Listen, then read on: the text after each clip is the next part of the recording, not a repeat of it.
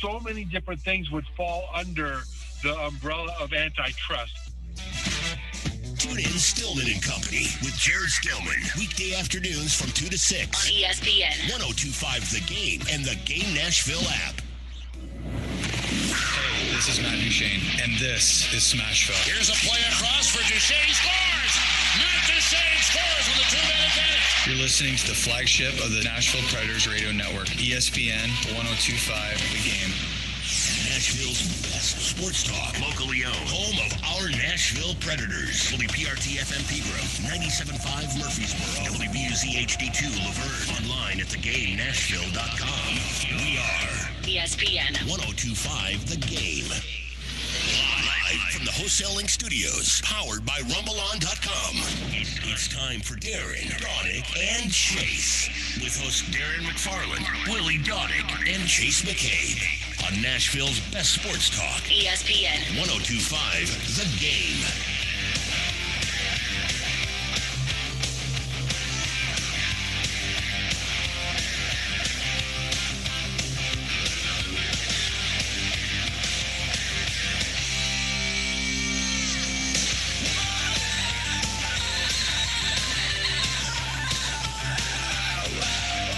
Second hour, Darren, Daunic, and Chase here on this Monday. Hope everybody's having a good start to your week. Darren McFarland, Chase McCabe with you. Max Hers, man in the board at our Wholesale Link Game Studios, powered by RumbleOn.com. Willie will join us a little bit later in the program.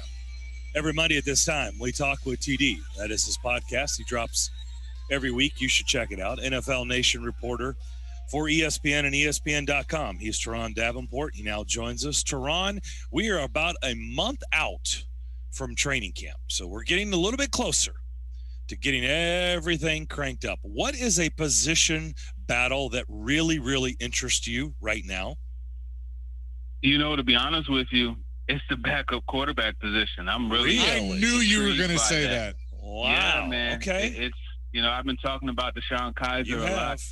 And I've been impressed with him. And, you know, we know already what Logan Woodside could do. You know, I call him a Jeff Garcia-like quarterback where he'll keep everything matriculating down the field. But I just like what Kaiser brings to the table as far as pushing it down the field in the air, you know, like taking deep shots. However, I will also say this, just to give you on the flip side of the ball, I'm really intrigued about that cornerback position because once Caleb Farley comes back and he's on the field, that right corner spot and nickel spot, that's going to be pretty cool to watch because I know they would like Christian Fulton to take over that right corner position. And I got to talk to him over the weekend, and he's ready to go, you know, and he clearly has a lot of ability. We saw that at LSU. And then you got Elijah Molden in the mix, too, as far as the nickel is concerned. So they suddenly have a nice, awesome-looking rotation of cornerbacks. Obviously, you know, Jack Rabbit Jenkins, he's on the left side locking that down. So I'm just curious how all that's going to play out, just the rotation itself. You said you know what they have in Logan Woodside. How do you – I mean, I'm curious to hear. How do you know what they have? I mean, we've seen him throw a fake punt. I mean, how do we know what truly they have in Logan Woodside? Clearly they love him, but, I mean, how do we really know? This is where we differ. My catalog goes back to preseason games and watching them in those. So, okay, there you go. Teron said that's all you get. Peace out. Peace out.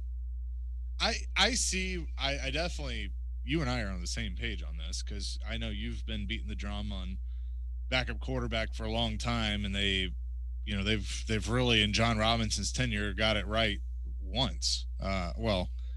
Got it like hit a home run with that position once with when they made the trade for Tannehill, and then even Mariota when he became the backup. But I think there are things I think we have Teron back. I think there's things that they see in practice that we obviously don't that makes them feel confident in him. We did not zap you. To my knowledge, we did not zap you. So the floor is back in yours. That was Deshaun Kaiser saying, hey, man, you better stop talking good about him and talk about me. I think that's what happened. But no, just getting back to Woodside, I think really the thing is, and you're right, I mean, regular season-wise, we've seen him throw one pass.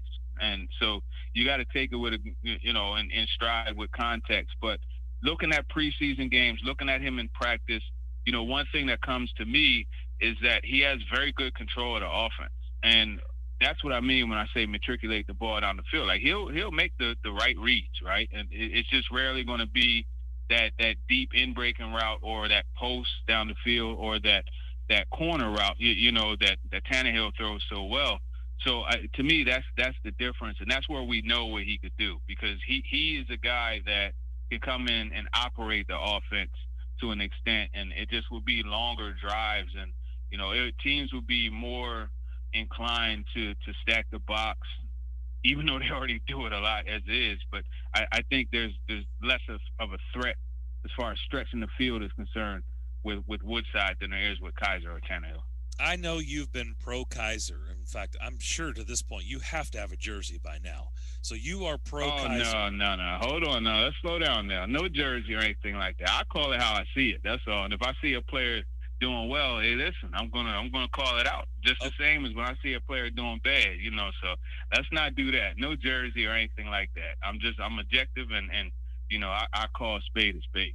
Okay, so why do you think, because you think Kaiser's going to beat him out, why do you think that, clearly there's something about Logan Woodside, this franchise, Mike Vrabel, John Robinson, these coaches, they like or love? I mean, they've made it abundantly clear. I mean, I've been, counting him out for a good while now, and they just keep trotting him back. So why do you think a guy like DeShone Kizer is enough for them to say? Because, I mean, DeShone Kizer's nice, but we've seen DeShone Kizer. I mean, I don't have a clue if he's any better than Logan Woodside when given an opportunity. We have at least seen him out there on Sundays.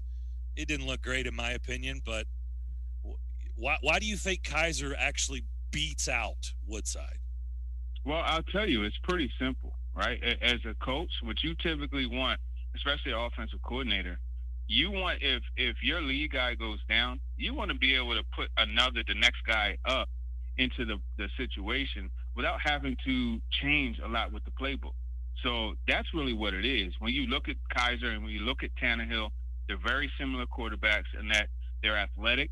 You could put them on the move as far as rolling the pocket, booting, those type of things, play action. They both have big arms where they could push the ball down the field. So that play action post that you love to see going to Khalif Raymond over the last couple of years, now Julio Jones, there's a match there, right?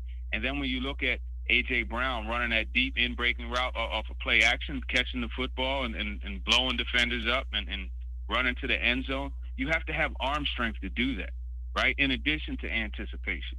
Whereas Woodside, he's more of an anticipation type quarterback. Kizer is power and anticipation. So I think when you look at the grand scheme of things, again, God forbid something happen to Tannehill. Yeah. But if it does, you want to still be able to execute the offense similarly.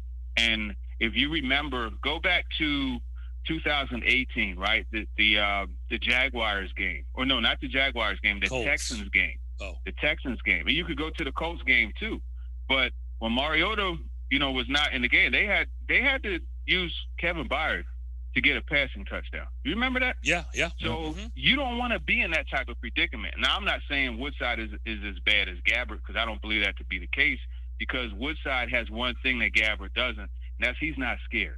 So I think that's the difference between those guys. But to your point with the Colts game, you had Jayon Brown having to single-handedly keep this team in the game in a win or go home type of situation, and they ended up losing. And you don't want to be in that predicament. Your backup quarterback, and trust me, I know this from experience, covering the Eagles in 2017, right? Carson Wentz goes down week 11. Nick Foles comes in and just gradually gains momentum, and in the playoff, he just blows up. And next thing you know, he's the daggone Super Bowl MVP. The backup quarterback position is more important than a lot of people really seem to think. Oh, I know. I'm with you on that. How did people feel about Foles in that market at the time? Did anybody? I mean, what was? Yeah, what were people? Were people saying anything about him, like when he was just sitting there as the backup holding the clipboard? Yeah, I mean, he had already had a history because he had one of the best seasons ever for a quarterback. The 27 touchdown and 2 interception season he had under Chip Kelly. Right. So they knew he could play, but he bounced around. But I think it really, the love for him didn't really start happening until that Falcons until the game. run. That's really okay. Yeah, well, that was the first playoff game right there. That's when it really just kind of kicked off, that divisional game. And it's funny because when Wentz went down, man, Christmas was canceled in Philly. Let me tell you, people were distraught, man. And I'm not gonna hold you. I was a little upset myself because my book came out, right? My book on Wentz came out that Wednesday, and he went down that Sunday. So you remember A Bronx Tale? I was feeling like Eddie Mush, you know what I mean? But everything ended up working for them, and look what happened with Foles, and he, he's beloved. I mean, the man has a daggone statue up there on the sports complex off of Patterson and Broad. Speaking with TD, presented by Freedom Tire Guys, this time every Monday. What do you think about the right tackle, that battle? How do you think that's going to play out in camp? Good question. I think it's going to play out. It's going to be. I think looking at it, I still think Tyson Braylo is going to open up camp as the first team right tackle, but in my opinion, he and Kendall Lamb are going to get the bulk of the snaps, and they're so preoccupied with getting Dylan Radunz reps all over. He's playing all over the offensive line, outside of center. You know what I mean? He's pretty much up and down the offensive line, and I think if you want him to be the right tackle, you're probably going to have to hone in on that position, right? Because when you're learning, left tackle, right tackle, like it's two different things. You know what I mean? There's different steps. It's kind of difficult to do both, especially as a rookie. So I think he is eventually going to be the starter, and I don't think that's going to happen till week 4. So to answer your question, I look at it. I think Kendall Lamb is actually going to start the season opener. And then Tyson Braylo will continue to be a rotational guy that they can plug in at left and right. And you got David Quesenberry, who, will be a depth guy all over the place. And, Radunz will eventually take over. How do you think they're going to treat, what would Radunz have to do in camp and preseason to just shoot up that depth chart that you just threw out there? What would he, do you think they truly think, hey, this is going to be kind of like Nate Davis, right? They're going to be, it's going to take time. He's going to have to go through the proper steps. And then, maybe by middle of the year, he's ready to, what would he have to do to shoot up that depth chart ranking? Well, I think it really comes down to one thing. And what Keith Carter, I love hearing Coach Carter coach those guys up. And one thing that he consistently says is play with speed and violence. And I think that's what he's going to have to do in a nutshell. And to kind of elaborate or expand upon that, really, what it comes down to is when you're asked to fire off the football and drive the man back, you got to do it. And when you're asked to be reliable and pass pro, right, and keep the big investment safe, you got to do it. And it also comes down to not having to be told, okay, what the heck were you thinking? This was, 68 toss and you're doing this when your steps are supposed to be like this, or, on this stretch play, your job is to get a hand on the defensive end and move up to work your way up to the linebacker. Why the heck did you stay with those type of things? I think that's what you want to avoid.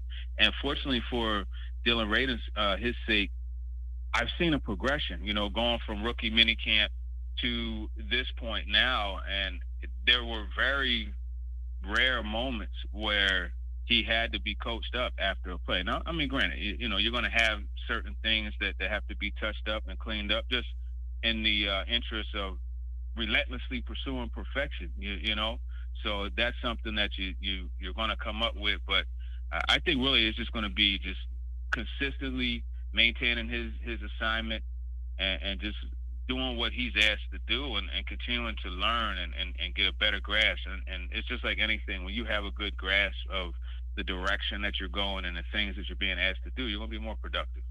We're talking to Teron Davenport, Titans NFL Nation reporter for ESPN. And I know another position battle we're all going to pay attention to is going to be tight end. Now, you went out to tight end You saw what they were doing last week. Did you find somebody, or was anybody that stood out to you that maybe John Robinson and the Titans could look at? I didn't have my recruiting hat on. I did talk to maybe Zach some guy named Delaney. Yeah, D-Love, Delaney Walker. Yes. You know, he was out there moving really well. I'll say that. And obviously the ankle is something that a lot of people are concerned with. But for me, it's just watching him, just the suddenness, right? Being able to start and stop. Like if your ankle is bad, you're not going to be able to do that and do it over and over again. And I saw him do that, you know, and he actually was in there. I forget who the other tight end was he was working with, but he was one of the guys that was given instruction and detailed information on how to get a release and you know, how to free yourself up at the line of scrimmage. I thought that was really interesting. But, you know, I bumped into Michael Pruitt as well. You know, got to talk to him a little bit, gave him some spots to see out there in the Bay. You know, that's one of my favorite cities. So I, you know, gave him a little rundown there. But I think really at this point, you know, it's Ferkser, Anthony Ferkser, sticky fingers, man. It's really on him. And he's gotten noticeably bigger, like in the legs. And he's another sudden guy. He runs routes really well. And it's just watching, he and Michael Pruitt were working together. And I was just focusing on how his releases are. And it's funny because I asked him back at his camp, you know, if he had a basketball background, and he laughed and asked me why. But I told him it looks like you're trying to cross somebody over when you come off the ball and also in the top of your routes. And that was exactly the case. So it was good watching these guys firsthand work on different things. And let me tell you this, I always admired like the sauce and stuff that Travis Kelce would put on his routes, but actually listening to him explain the why and the details and the technique that goes into it, that was awesome. Like they could have had that camp for 4 hours and I would have just sat there listening to him just in awe of how much he was able to break it down and really teach the other guys. I mean, there were points where they just said, hey, all right, we're going to work on the top of the route. Kelce, come here. And he just stepped right out there. And, you know, I love passion and enthusiasm, you know, so he would step right out there, show it, and then give a quick, woo, you know, Ric Flair style. So I enjoyed it, man. And George Kittle, high energy dude. It was great watching him, you know, show the guys some stuff about blocking and just exploding off of the ball. Darren Waller, you know, seeing him. I love him. There was a video that I got of him. I laid down on the turf, and I had the camera pointing up, and I was right there at the break point, and it's just like he was running. It looked like he was about to run right into the screen, but you know, no fear, man. I didn't flinch. He kept the camera on him, and it was a nice shot. So we had late last week, we had Jordan Matthews, longtime Vanderbilt wide receiver, on with us, and he was there. He was at tight end U as he's trying to convert to a tight end. I don't know how much you got to see of him, if you got to talk to him at all, but what do you think about that of a wide receiver guy that's played wide receiver his whole career now making the transition?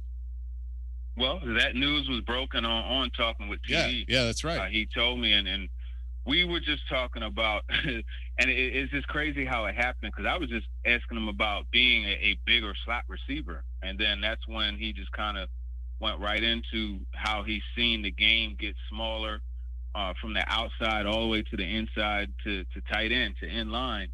And he was like, well, you know, I'm going to put on some weight and maintain agility, speed, you know, and move to tight end. And I talked to him a little bit more on Thursday about it. And he told me, or rather I talked to him Friday, the day after. And he told me that it was really good getting the opportunity to learn some things from the guys. And he made some good points. And because as receivers, right, what we're trained to do, like, we don't know the snap count. I mean, like, we know it, but we don't really pay attention to that. You're paying attention to the ball. As soon as that ball is hiked, you know, or moves just a little bit, you're gone. You know, you're always on the ball. But as the tight end, you have to be on the snap count. And Jordan and I, we were talking about that. And it just the difference is a subtle difference, right? As a receiver, you got your 1 foot on the line of scrimmage and you're looking down the line, right? So you're able to see. You look down the line, you look at the coverage, you know what I mean? You look down the line, and right before, like when the quarterback's in his cadence, you're down the line, one eye kind of on the ball, the other eye just looking at what the secondary is doing, and it's different as a tight end, right? You can't be looking down the line on the ball because you got to shoot out of your stance and just kind of like get explosiveness out of that. And that's the big thing that he's working on, is really just, getting used to being in the 3-point stance. And it sounds elementary, but when all your life you've been working from the stand-up position, right, the 2-point, it's different, Sure. So that's what he's working on. But fortunately, with how this game is, the way that they're using tight ends, he wouldn't always have to be in line. They could flex him. He could be detached just right off the ball, like in a wing type situation. You could send him in motion and do different things. So it was cool talk. He told me that he was really watching Evan Ingram, Irv Smith Jr., and there was somebody else. I forget who it was, but he was really watching them because the body types are similar and some of the things that they're asked to do. But he's healthy. He's good to go, clean bill of health. He was moving, pretty well, and obviously catching the football well. And I think a team's going to benefit, from bringing him aboard, and it'll be a good addition for them that I think will pay off. Yeah, and it definitely was. On talking with TD, I apologize for not bringing that up. So thanks for catching me there. Another guy, I was listening to the morning show earlier, and they brought up somebody that is still a free agent, and this just surprises me. How surprised are you that Kenny Vaccaro is still available? I'm not really surprised, honestly. Why? And this was because it's just the way the game goes. Like, he's at the point where he's a free agent that's going to be a plug-and-play addition. And, I mean, that's where he was before he got here, right? Now, obviously, there were other things involved, no trouble or anything like that, but interest that he had as far as, along the lines of the Eric Reed situation and being for the cause, so to speak. And it look, teams won't tell you, but it scares some of them away. Trust, I know enough to say that convincingly. And I think now at this point, he's obviously a few years older than he was back then, but, he's just a guy that I'm sure is on speed dial. Somebody goes down, boom. Or if you don't like the flavor that your defense has as far as, like, you want an influx, just, a killer mindset, right? Or influx toughness to your locker room, call 24. You know what I mean? That's really what it comes down to. And I think that's the situation. He's achieved mercenary status, where he's basically a hired gun. Come in here, I need you to help me with this, and this, and that's pretty much it. As we wrap this up, I know you got a feature coming up on Christian Fulton. You've done a lot of good things with him, but he's got a cool place called The Trenches that you're going to be talking about here very soon. Yeah, we're going to be doing a feature in the coming weeks. I got to sit down with Christian Fulton as well as his brother Keith Fulton, and their shop is right down Buchanan Street. Great area, a beautiful vibe.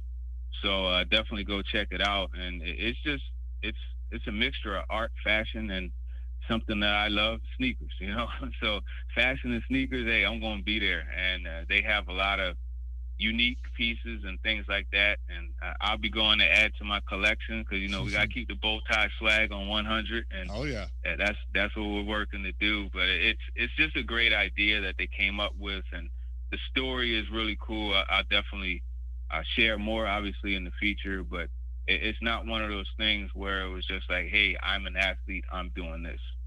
There was a lot of work. Shout out to Keith Fulton. The Vision One, he did an excellent job of just actually having that vision, and just seeing things out. And, I really, really respect the grind that he went through. And just the name, The Trenches, there's something special to it, because that's what a lot of us had to go through to get to a point of where we're somewhat successful, right? Because you never settle. Success to me and to a lot of us is it's an ongoing journey. So I just, the name is perfect, The Trenches, because that's what we rose from, Something I've done in the past at both a public library and at schools. I've read to kids. Was it the rookies? How did the rookies do last week? Hey, that was fun, man. And Blake Harville, let me tell you, he has this book called Jabari Jumps, and it's not his book. It's just one that he was kind of like promoting, and it was hilarious, man. The kids had a great time. You know, all of the rookies, they were there. Caleb Farley he talked about the importance of reading, and you know, Rashad Weaver talked about how as a kid he hated to read, but he understood that it was something he had to do, and he said even to this day he hates reading, but he does it, and it really helps him with retention when it comes time to looking at the playbook and being able to retain it. And I think, you know, in this day and age where you have just such everything is microwavable, right? I think it is important to sit down and read a book because it makes your brain develop differently, you know. And there's a lot of things going on in schools that should be like not going on in schools that should be, you know, like music, gym class, you know, more emphasis on reading books. So it was great to see that happen. And the Titans, I'll say, you know, I've covered the 49ers, the Ravens, the Eagles, and now the Titans. And, you know, when it comes to giving back to the community and just being involved and rolling up the sleeves, digging in and doing stuff, they've been outstanding. And that's coming from, you know, a viewpoint from 4 different teams, right? And just in all aspects, they've been great. You know, Miss Amy Adams, strong, donating stuff to different causes, right? You know, in the Black community, in the women's community, what she's done as far as developing her programs for women to be able to work towards front office positions and scouting positions. And then even, you know, let's talk about the tornado relief, what they did. I mean, you got Mike Vrabel and John Robinson literally boots on the ground, carrying cases of water and loading up a truck and driving it and doing that stuff. So I really wanted to shout them out for that. And even, you know, the reading thing that they did that last Monday, it's remarkable seeing it. And I'm proud to be able to cover a team that does that and kind of shine light on it. Yep, no doubt about it. Enjoy the visits as always. You have a great week. We'll talk to you next Monday. Yeah, for sure. And we got a nice one for you on Talking with TD this week. That right there is what we call a teaser, so stay tuned. Nice. Oh, okay. I like it out. Teron Davenport, presented by Freedom Tire Guys, Nashville's premier mobile tire company. Online at freedomtireguys.com. He joins us every Monday at 11 o'clock. So check out Talking with TD this week. He just gave you a good little tease. Good reason to check it out. We'll come back. More of Darren, Daunic, and Chase. Don't forget, This Is What I Know. Coming up at 11:45, we've got a great prize. Tickets to see Jimmy Buffett and the Coral Reefer Band at Ascend Amphitheater in mid-July. So a little bit less than a month away. So a lot more coming here on the DDC, ESPN 102.5 The Game. Vanderbilt. The Commodores survive with a 3-1 win. Mississippi State. And Mississippi State walks it off and walks into the College World Series Finals. The Doors are going for national title number 3 in Omaha. Feeling good right now if you're a Vandy fan. The best coverage of the College World Series lives on Nashville's best sports talk. ESPN 102.5 The Game and the Game Nashville app. Hey, Smashville, it's Robbie Stanley, and I want to tell you about my friends at Spring Hill Heating and Cooling. They're locally owned and operated, and right now they're running a great tune-up special for one system for only $55. You heard that right? A great tune-up special for only $55. One of the many ways to save at Spring Hill Heating and Cooling, and right now you can get 6 months, no interest financing available on repairs. Spring Hill Heating and Cooling, offering premium service without the premium price. Do yourself a favor and check them out at springhillac.com, your proud partner of Smashville Live. Hey, it's Jared for TriStar Moving. If you're looking to move, you need to give my friends at TriStar Moving a call. At TriStar Moving, you'll get 5-star service throughout the entire process. Everything will be taken care of, from covering your floors, banisters, railings, front door thresholds, furniture, TVs, and more. They took great care of my move and made it as stress-free as possible. If you're looking to move, give TriStar Moving a call, 615-640-1219, or visit them at nashvillemoving.org/radio and get 5% off your entire move. TriStar Moving, my official movers. Tune in every Wednesday at 4:30 p.m. for Nashville's own Jason Fitz with Jared Stillman and company. Fitz started his sports talk career right here on 102.5 The Game, and now he anchors shows for ESPN. Jason Fitz is brought to you by Blood Assurance. Give blood, give local, give life. Yo, it's Teron Davenport here to tell you about my friends at Freedom Tire Guys. They're Nashville's premier mobile tire company, and they do it all. New tires, balance, rotation, everything. Bill, a recent customer of theirs, loved the way they came to him and saved him time and money. So if you're like Bill, you like convenience, and you need some new tires, check out freedomtireguys.com. If you don't see the tires you like, give them a call, and they'll find them for you. Check them out today at freedomtireguys.com. This is Stan Harrison, CEO of Apple Collision Centers. We understand that no one likes to deal with auto body repair and the inconvenience it becomes in your day-to-day life. I want to personally invite you to stop by and let our experienced staff see how we can help you make your vehicle look good as new. Apple Collision Center has 3 convenient locations, Old Hickory, Hendersonville, and Gallatin, ready to serve you. Come by and see us or visit us online at applecollisioncenters.com. ESPN's Teron Davenport breaks down the Titans like no other. I want to see how much they put on Elijah Molden, because that young man is a very intelligent player. Catch TD Mondays at 11, Thursdays at 3, and Fridays at 8. Brought to you by Freedom Tire Guys. Plus, the Talking with TD podcast drops every Wednesday. I think that's an example of playing beyond scheme. Only on Nashville's best sports talk. ESPN 102.5 The Game and the Game Nashville app. Hey Nashville, I'm Gary Smith, head coach of Nashville SC. You're listening to Nashville's best sports talk, ESPN 102.5 The Game.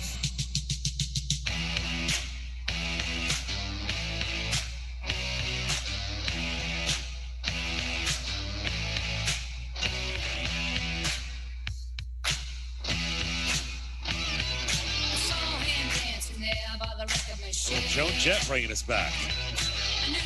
Don't forget to go to theGameNashville.com to check out Nashville's best deals. When you see that, click on it. Right now, some of the deals that are happening: $50 Bad Axe Throwing, Nashville, gift card for only $25. Buy one, get one free from Beach Bend Park and Splash Lagoon, plus $20 Grain and Berry gift card for just $10. Get yours now while supplies last. Remember, go to theGameNashville.com. This is what I know coming up in about 15 minutes. Darren McFarland, Chase McCabe here with you on this Monday as we inch a little bit closer to July. It's hard to believe. Gosh, we're almost in July. And we're kind of getting to that, like I said, month out from training camp. We're kind of getting to that point here. You know, NBA and Stanley Cup about to finish up. College World Series about to finish up. And then it's going to be tumbleweed. For the most part. I get it. There's still Major League Baseball. I get it. There's still golf and things going on. But, you know, it quiets down. The calm before the storm. It's okay. It does. But, you know, I think we all need a little break before things get up and going again. So, you know, it'll be good. Be fine. Get a little vacay in and then rock and roll. Around my birthday in the start of July, that's when I always started to know that there was about really a good month of summer left before you got the summer scaries, which meant school was starting again. Yep. So yeah, typically we're doing a trip now around our anniversary, and wait a minute, a little bit later. Happy anniversary! Oh, thank you. Today is your anniversary. Yeah, thank you. Yeah, very nice. Yeah, we're gonna go a little bit later this year, so doing things a little bit different. So, yeah, so we're used to kind of being gone. Yeah, you're always gone now. Right. And like I think you said this on Friday, this was typically when some stuff was going on NHL-wise. Obviously, they're in a little bit different window than normal. But typically, yeah, news has broken on the Predators front when we're on a trip. Because this is... Yeah, that happens to you a lot, actually. Yes. Yeah. Like I said, normal in their normal windows... We've seen some things happen when I'm on those trips. But, you know, I was reading, and the reason I brought up kind of what Teron thought about what would be a fun camp battle, I was looking at Ben Arthur, what he put out there on the Tennessean. He was doing his roster projections. I don't know if you saw this over the weekend, but he was kind of looking at, you know, where they would go. And he thinks they keep Kaiser and they cut Logan Woodside. You see the running backs. So that was interesting.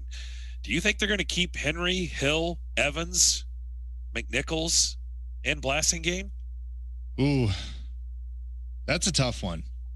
I I kind of feel like that's not I going to kind of happen. feel like McNichols could be the odd man out. Even though he's been around, he's, you can remember a few years ago when I first started on the show and we became Darren, Daunic, and Chase, I did a 53-man roster after every preseason game, and I had McNichols making it. I liked McNichols a lot, and I still do, but I know that they've brought Hill in for, giving them a little bit more behind Henry. But the bottom line is Darrington Evans has to be something. I mean, he was a draft pick last year. We've talked about the draft class that didn't do anything for them, that you got to get more out of that draft class. You got to get more out of your rookies this year. But I mean, Darrington Evans has to have a purpose for this team and has to make some sort of impact if he's going to still be here. So I think just looking at the numbers, I feel like that they're not going to keep that many. And who knows? They may, they may look at, do they need a fullback, a true fullback? But with their tight end situation, don't you think the answer is yes? Yeah, I mean, I think that bodes well for a resounding yes, isn't it? Yeah, and he's been good here. Like, he has made an impact. He's made some plays. So he's certainly stuck around. So I mean, that just points to, unless McNichols really shows out in camp, and I think the battle is between McNichols and Hill. Yeah, that's kind of the way I feel too. And I do feel like Hill has the advantage. He has the inside track, but Hill comes in here and looks very, very average in their preseason games and in camp, and he will be he'll be out. Right. I'm with you. I don't believe they're keeping 5. I think they keep 4, and I would say right now, and I think Blasingame, nothing against him. It's just that position really isn't valued much. Although Vrabel did come from a franchise that did value the fullback. Belichick does love the fullback. So, and Blasingame's been good, but I just think because of their tight end depth or lack of, I think that he's gonna, he stays on the roster almost by default. Like I said, not that he's not deserving, but I just think right now you got to roll with him because of where they are at the other position. So yeah, I kind of feel like McNichols is kind of the guy on the outside looking in. Wide receivers, he's got 6, keeping 6. Julio Jones, A.J. Brown, Josh Reynolds. Let's just start with the obvious. Dez Fitzpatrick, can they cut what was he, 4th round? 4th round. Can you cut a 4th round pick? Sure. Out of camp? Yeah, it happens. Happens all the time. Do I think they will? Probably not. So I think he's almost a sure thing unless he just gets out there and looks completely lost, or they get out there and they look at him, which does happen, and go, whoops. We made a huge mistake. This guy is not going to cut it at this level. But I think overall, he's probably got a real good shot. I haven't. I would say I would go 85% in. I would go 75% in. Okay. 70 to 75%. Nick Westbrook, Akine and Marcus Johnson is the 6 that Ben Arthur has them keeping. What do you think about that? No Racy McMath. Yeah, which I don't think he makes it. But I think he's special teams potentially. But see, think about it. You got Cam Batson that has played when Cam Batson has had his opportunity. I mean, he has he's made some plays. He's had special teams that he's able to play. So you gotta factor that in. Cody Hollister's a guy that has hung around. Marcus Johnson is there. Kinsey was it Mason Kinsey that Teron really likes? He's brought him up a few times. He has. Chester Rogers is another one. So he had Nick Westbrook, Akine, and who was the other one? Who was the last one? Sorry, hold on. I had to clear my throat. The other one was Marcus Johnson. Marcus Johnson. Okay. I don't know. That one's so tough to factor in. What do you think about Kalijah Lipscomb? I don't think he makes it. I think either. they're interested enough to just see, okay, is he somebody that could be a practice squad guy? You know, it's unfortunate because Pinckney and Lipscomb, as we know, we talked about when they were at Vanderbilt, their junior years, they were like, these guys are going to the next level. They're going to be they're there. They got it. It's the big three, and it just look at the big three and really haven't done anything. No, they're nothing. So I would say no. You know, Westbrook Akine, I haven't seen enough. I didn't see enough out of him. He had some opportunities, and I feel like he missed on those. So I don't know. But that's going to be a tough battle. I think Jones, Brown, Reynolds, Fitzpatrick are 4 that are in. Yep. And I think, 9 guys are battling for 2 spots. Yes. I think you were spot on. And I think Batson, you give a little bit of a leg up to because he's been here and they've always liked him. He has hung around for the right reasons and they like him. So I would give Batson the edge for the 5th spot, and then Hollister's another one. Hollister's been around, but he's never been quite able to break through. He's pretty much been a practice squad guy. So, maybe they want new blood, and that's where somebody like a Marcus Johnson or a Mason Kinsey, can do that. But I wonder if McMath can make any real impact on special teams enough to keep him on a roster spot. Well, and I think the guy that he's really going to have to fight against is probably Batson. For that. I mean, is this team ever going to find a returner? I mean, not that it has the same. Give up. I've given up long time ago trying to worry about that. It's been. I mean, I can tell you right now, if McMath runs something, it doesn't even have to be back for a touchdown. But if he just has a decent return, I'm going sign him. There you go. Just bring him on. Surely it can't be worse. Their return game has just been such a 0 for so long. I've stopped worried about it. It doesn't matter like it used to. But it's funny. Like you bring up Fitzpatrick and go, can they really cut a 4th round pick? I mean, think about Derek. Derek had a career as a 4th round pick because of special teams. That got him in the league.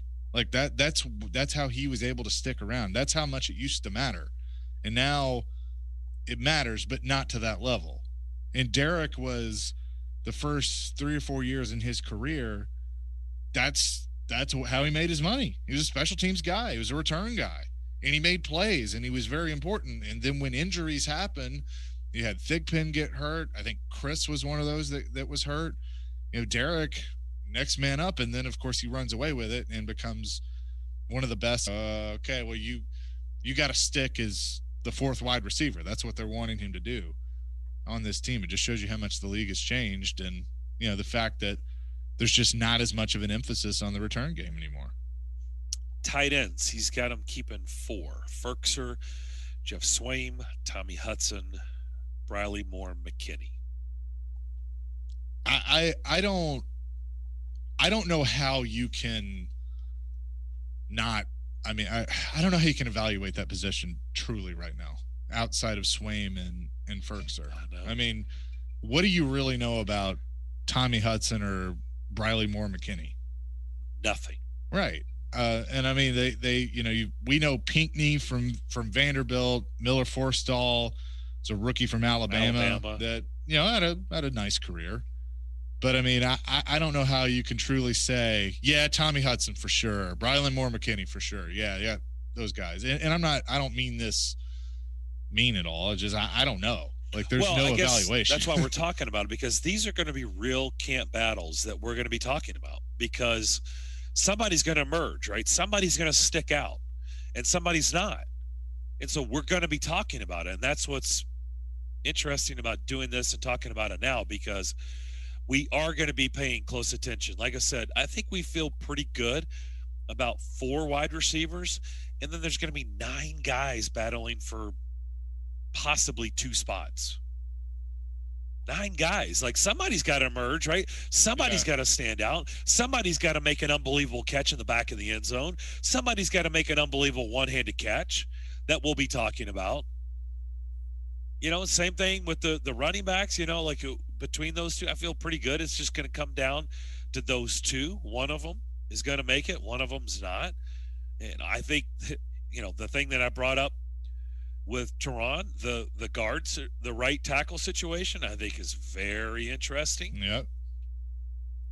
I don't know how. I mean, they've got a lot of guys over there, so the thing that I don't know who's going to emerge. Somebody's got to emerge one as the number one. Like, I don't know. I think Tehran said, did he say Kendall Lamb would win out against Arizona? He said he'd start. He said he would. He said Sambrailo will start in camp, and then Lamb would beat him out. Is that? I think I remember him saying that's how he said it. And then you've got Quisenberry, and you've got, you know, what does then Radunz? When's he ready? Right. But I will say that you know what Sambrailo can do. You know what Quisenberry can do. They overachieved like no other, filling in for Lewan last year, which ultimately, if you think about it, that cost Dennis Kelly his job because they saw that they had 2 guys that, and Sambrailo was only on a 1-year deal, but you could sign cheaper. By the way, he still hasn't signed. No, I know. Still I know. It cost him a job, and it was no fault of Dennis Kelly's, but it was like, oh, hey, there's 2 guys I can get cheaper to be, you know, a swing guy, swing tackle. And so ultimately Dennis Kelly's gone. And yeah, you're right. He hadn't been signed yet. I think he will. I think he will before camp by somebody, whether it's injury or what have you. But sure. Yeah. But the thing about this and looking at what Ben Arthur has put together for the Tennessean, keeping 5 running backs, 6 receivers, 4 tight ends seems, I feel like those numbers are a little bit off. Yep. You know, that's why the tight end battle is going to be so important, because if you feel like after camp that there are 4 tight ends that you go, yes, they're going to do exactly what I need them to do, and they can play every role that a tight end plays, including maybe lining up at fullback, then Blasinghame's gone. Then you have proven that, okay, you know what, I don't need him. I don't need a fullback. I'll just go with 4 running backs, 4 tight ends. We're good. Use that position somewhere else. But they can't definitively say that right now. Yep. Come back and tell us. We'll come back to this. It's pretty interesting. Yeah, we need to do the defense. Yep. We'll come back. You tell us what you know. Got a great prize attached to it, but you're going to have to get involved. You're going to have to tell us by calling in our phone line driven by WilsonCountyHyundai.com. 615-737-1025. It's open-ended. You just tell us what you know. We do that next. Take us wherever you may go. There is going to be a whole lot of work going on. Tune us in anywhere, anytime. I think he has some big play in him. Just search The Game Nashville in your app store and download today. And keep it locked on Nashville's best sports talk. ESPN 102.5 The Game. From the Fox 17 News Code Red Weather Center. I'm Fox 17 News Code Red meteorologist Dan Guthrie. Partly cloudy skies with highs in the lower 90s, heat index values upper 90s. A few isolated storms will be developing this afternoon and evening. This weather report brought to you by Hiller Plumbing, Heating, Cooling, and Electrical. Call the Happy Face truck today. Ryan Porth here for Twin Spire Sportsbook. I take many mulligans on the golf course, but now is your chance to get one of your own. Download the Twin Spire Sportsbook app and you'll unlock a mulligan up to $1,000 if your opening bet misses. Just use code FREE1000 and take your swing with up to a $1,000 risk-free bet at Twin Spire Sportsbook. Void where prohibited. For terms and conditions, visit twinspires.com. Offer valid for new players only. Must be 21 or older and physically present in Tennessee. Gambling problem? Call or text the Tennessee Red Line, 1-800-889-9789. Bob's Steak and Chop House is a renowned award-winning steakhouse in major cities across the U.S. Nashville is lucky to have a location here in downtown at the Omni Nashville Hotel. Fine dining is brought to a new level at Bob's with awards like the Wine Spectator Award 4 years in a row, TripAdvisor Certificate of Excellence 5 years in a row, and Open Tables Diner's Choice Award 6 years in a row. Fine dining at its best. Bob's Steak and Chop House, open Wednesday through Saturday, 5 to 10 p.m. in the Omni Nashville Hotel. Complimentary valet parking is always available. Goodyear knows the importance of keeping momentum as you head down the stretch. Momentum starts with movement. It's pulled from the air like a contested rebound. Momentum builds with steals and fast breaks, and is proven by deep threes as the shot clock expires. Momentum is how we change the game. And now it's time to discover where it can take us. Goodyear, more driven.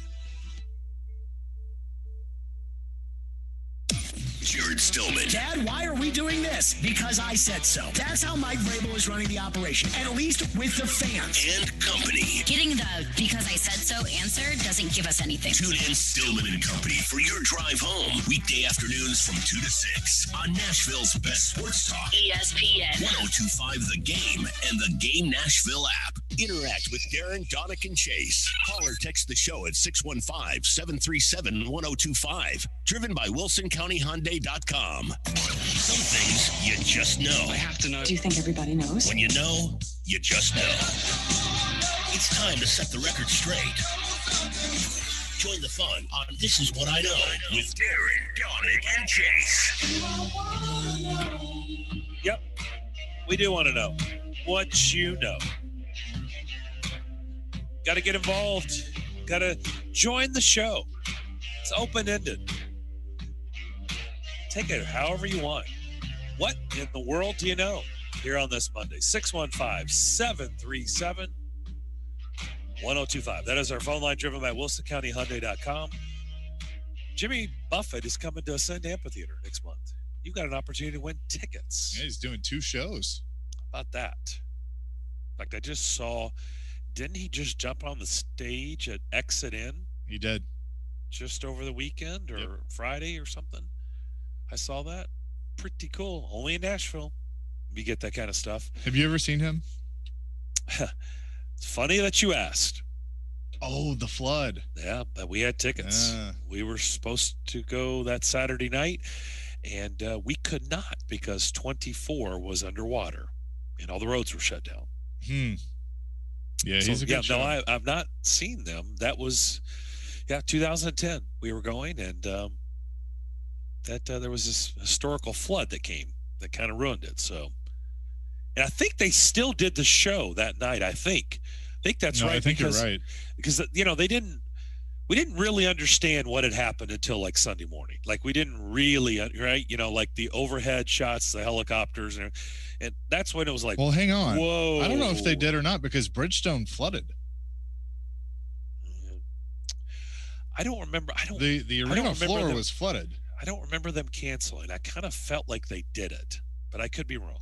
You may be right, and they got out of there before it flooded because what happened was the Music City Center was a hole in the ground. Yep. And all the water went into that hole, and then that flooded into the arena. Yep. Because I remember the picture because they had to redo all the locker rooms and everything after that because they got all messed up. But there was a picture of inside the bowl where there's just water where the rink should be. Oh, yeah. No, there's no doubt. But I'm pretty sure, unless they canceled it last minute, we were still trying to figure out a way to go because we had looked into it and they said there's still going to be a show. And we were trying to figure out routes that we could get downtown, and we just realized it just wasn't safe. Remember, they were telling people, like, please don't leave your house. But to my knowledge, I don't remember them actually canceling it, but they may have. But I kind of felt like even towards up close to the showtime, we were still trying to figure out a way to maybe make this work. So I kind of felt like if they would have canceled it, we wouldn't have been doing all that. But like I said, that was 11 years ago, so I don't remember. But no, so I've never seen him. Well, I recommend it. Okay. He's really good. I've seen him a few times. So what do you know? This is what I know. For the first time in a month, Kyle Larson did not win a NASCAR Cup Series race. Neither did a Hendrick car. That's actually not true. No, because they did a doubleheader. So they had Saturday. I was thinking of Kyle Busch. They had Saturday and Sunday. Saturday, Kyle Larson is leading. He's coming to the checkers. Final lap, blows a tire. Yep.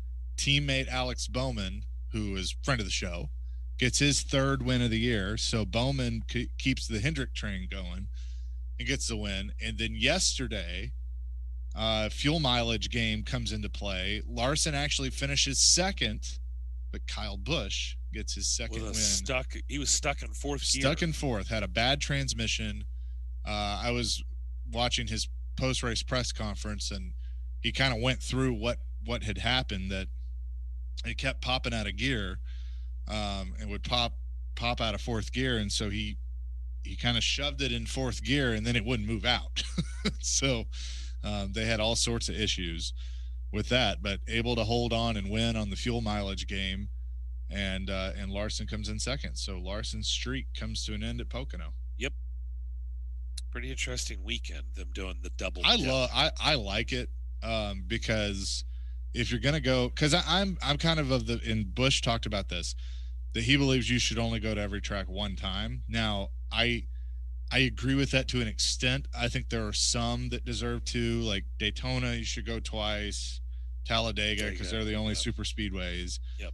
I'm good with the short tracks twice, especially if you're going to do Bristol dirt, Bristol night, like that's fine. But Pocono twice, unless it's the doubleheader set up in one weekend. Michigan twice, no. I like that they moved a race from Dover to here. So I agree to an extent that there are some that you only need to go one time and then go to some new places, which I think you're going to see them do. But I have no issue with the doubleheader weekend. All right, let's get some phone calls in before we get out of here. Then we head east. Let's start things off with, it says BPN. BPN, what do you know? What's up, guys? This is Backpedal Nate. Backpedal Nate. My man. Wow. Y'all doing all right today? Oh, we're you know what? Better now. You escaped. I'm shocked nobody put you on the list on Friday. Shocked. I was too. I actually had a tweet written out into response for what anyone, especially really Darren, was going to say, and I was surprised. But this is what I know, fellas. If I was a professional sports organization and something like what has happened to NC State was going, you were looking for players and that was one of the players, I would be a little concerned, because what have we always talked about with the Titans? They always ask, do you truly love football? And I mean, if you ask this player, they're going to say, yes, I truly love the sport. Then you're going to ask them, why didn't you get the vaccine to basically, almost guarantee, it's not always a guarantee, but to better the chances of not having this breakout. So as a professional organization, I would be skeptical of players at teams like NC State with that happening. I know it's a touchy subject. Yeah. But. Okay. All right. Thank you, Nate. I don't know if not getting the shot questions whether you love the sport or not. I mean, like I said at the beginning of the show, obviously, if you go read this, there's a lot of players that chose not to, and that's their prerogative, but it's also the NCAA's prerogative. Whenever an outbreak happens, they got to make a ruling. It stinks, but hey, like you didn't know that could happen? I mean, I think we've kind of been through all that, right? I mean, it's like, hello. I think we've stopped. That should never crop up in our mind ever again. Like we know this can happen. We've seen it play out in every sport. So, but I don't know if I would really question, if they love playing baseball because they chose not to. And I get it. They did jeopardize their run. They jeopardized their season, and unfortunately, it played out for them. Let's go to Barrett down in the Borough. What do you know? Hey, I looked up a Bridgestone Arena concert history, and Elton John is not appear in 2010. Is that who you were talking about? No, Jimmy Buffett. Jimmy Buffett. Oh, okay. Sorry about that. Yeah, all this recent Elton stuff has been showing up, and I just got it confused. I did get a text. That concert did happen. You were right. It took a couple 3 days for the water to get up that far. And I remember being terrified because when they built that place, it was the city of Nashville's emergency coordination place, for the safest place in the whole town, right? Bomb-proof and all that. And they're under 6 feet of water inside there, so they couldn't do anything. It all ran down that ramp. I'm on the same page as Nate with what I know. Look, if you're rolling into a big, congested, populated tournament with close quarters and hotels and travel in June of this year, and you're bringing COVID with you, you are not just don't love the game. You're absolute, complete, total idiots and morons. The staff, the coaches, the players, everybody. They're the dumbest people in this country to subject other people to that and be so arrogant that, oh, I'll have my beliefs, blah, blah, blah. Well, guess what? You're really stupid, and it costs you big time. They could have won. They could be in this final coming up tonight. But we'll never know because they were just idiots. So they deserve whatever they get. There's zero sympathy for them and any other team that pulls that ridiculous, selfish move. You gentlemen have a nice day. All right, thank you. You too. All right, let's sneak one more in. Let's out in Omaha. Let's go to Mike. Mike, Omaha. What do you know? Good afternoon. This is what I know. NC State fans said that Coach Corbin requested testing when he exchanged a lineup card. I know that is not true. We got in the stadium about 1 o'clock, and they didn't even have the field ready yet. Yeah. So there hadn't been a pregame meeting yet. So I'm pretty sure that was all standard protocol because they already had so many guys test positive. Yep. And we also heard from a sports bar we were at Saturday that their players had been in there like 3 nights in a row when they were off. And I'm not saying they can't go out and have a good time, but I haven't seen any Vanderbilt players out. I mean, they probably have some, but if you go back to the basketball tournament, the women, they had to go straight to their room like after every game. I know it was 6 months ago, but yeah. And then I saw where one of their fans was burning a Vanderbilt shirt with the United States flag on it. Yeah. I'm like, really? Yeah. It's way out of hand, Mike. We definitely it's pretty silly, some of the stuff that's out there. But no, I agree. Look, we've all seen the same stuff, and what you said, Tim Corbin did not do that. I mean, it's just so ridiculous. I guarantee you he would much rather have played. Of course. He's not going to back down from anybody. By the way, it's not Tim Corbin of Vanderbilt's job to do that. So that's the NCAA's job, which they're doing with every team. So it's just a ridiculous notion. It just really is. Hey, continue having fun out there, Mike. We're jealous that we're not in Omaha. That will do it for this hour. We'll come back. We'll head east. We'll bring in Vince Ferrara in Knoxville. We do that next on the DDC, ESPN 102.5 The Game. ElectronicExpress.com. We make it happen. Nashville SC fans, if you're going to be at Nissan Stadium for the big match against the Philadelphia Union on the 3rd, come early and join us in the Heineken Game Zone at the Roadies Tailgate. There'll be lots of fun, games, and giveaways, and 102.5 The Game along with ESPN 94.9 will be there. Find out about the many benefits on becoming a member of the Roadies. So plan to stop by the Heineken Game Zone in the Roadies Tailgate area at Nissan Stadium before the next big match against the Philadelphia Union. Blood Assurance, the area's only nonprofit community blood center, announces their World Blood Donor Day drive starting June 14th. Our community's goal is to collect 6,500 donations between June 14th and June 28th. Let's help them save patients by giving blood. Blood Assurance's Peace, Love, Give Blood promotions start June 14th with donors receiving tie-dye cups, coupons for Ben & Jerry's ice cream, and opportunities to win tickets to zip line and whitewater rafting adventures. Go to bloodassurance.org for information on where you can donate. The return to Nashville. Garth Brooks. For the first time ever, the tour coming to Nissan Stadium. Tickets on sale 10 a.m. Friday, June 25th at Ticketmaster.com/Garth Brooks. Saturday, July 31st, Nissan Stadium. Presented by Amazon Music. Time is running out on the hottest financing deal of the year at Genesis Diamonds. You have until Wednesday at 7 to take advantage of this, so don't waste time. Now through Wednesday at 7, pick any item at Genesis, pay nothing down, and spread your payments over 5 years without paying a dime in interest. If you've had your eye on something, now is the time to make the move, because this offer makes everything more affordable. An $8,000 tennis bracelet for just $134 a month. A $6,000 diamond pendant, just $100 a month. All GIA certified diamonds are included, so it's a great time to upgrade her diamond or celebrate an anniversary with a stunning Eternity band or designer necklace. You're going to get the best Genesis price and lock in 5 years financing with 0 interest. An opportunity like this doesn't come around very often, and it will not be extended. 5 years, 0 interest financing with 0 down. Now through Wednesday only, and only at Genesis Diamonds, Green Hills and Cool Springs. On approved credit. Come be a part of Nashville sports history at the inaugural Big Machine Music City Grand Prix, August 6th through the 8th.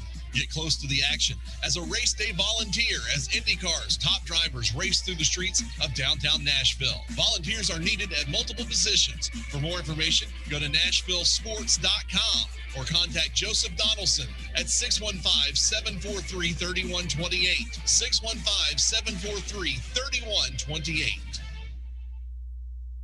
Nashville's best sports talk, locally owned, home of our Nashville Predators. WPRT-FM Pegram, 97.5 Murfreesboro, WBUZ-HD2 Laverne, online at thegamenashville.com.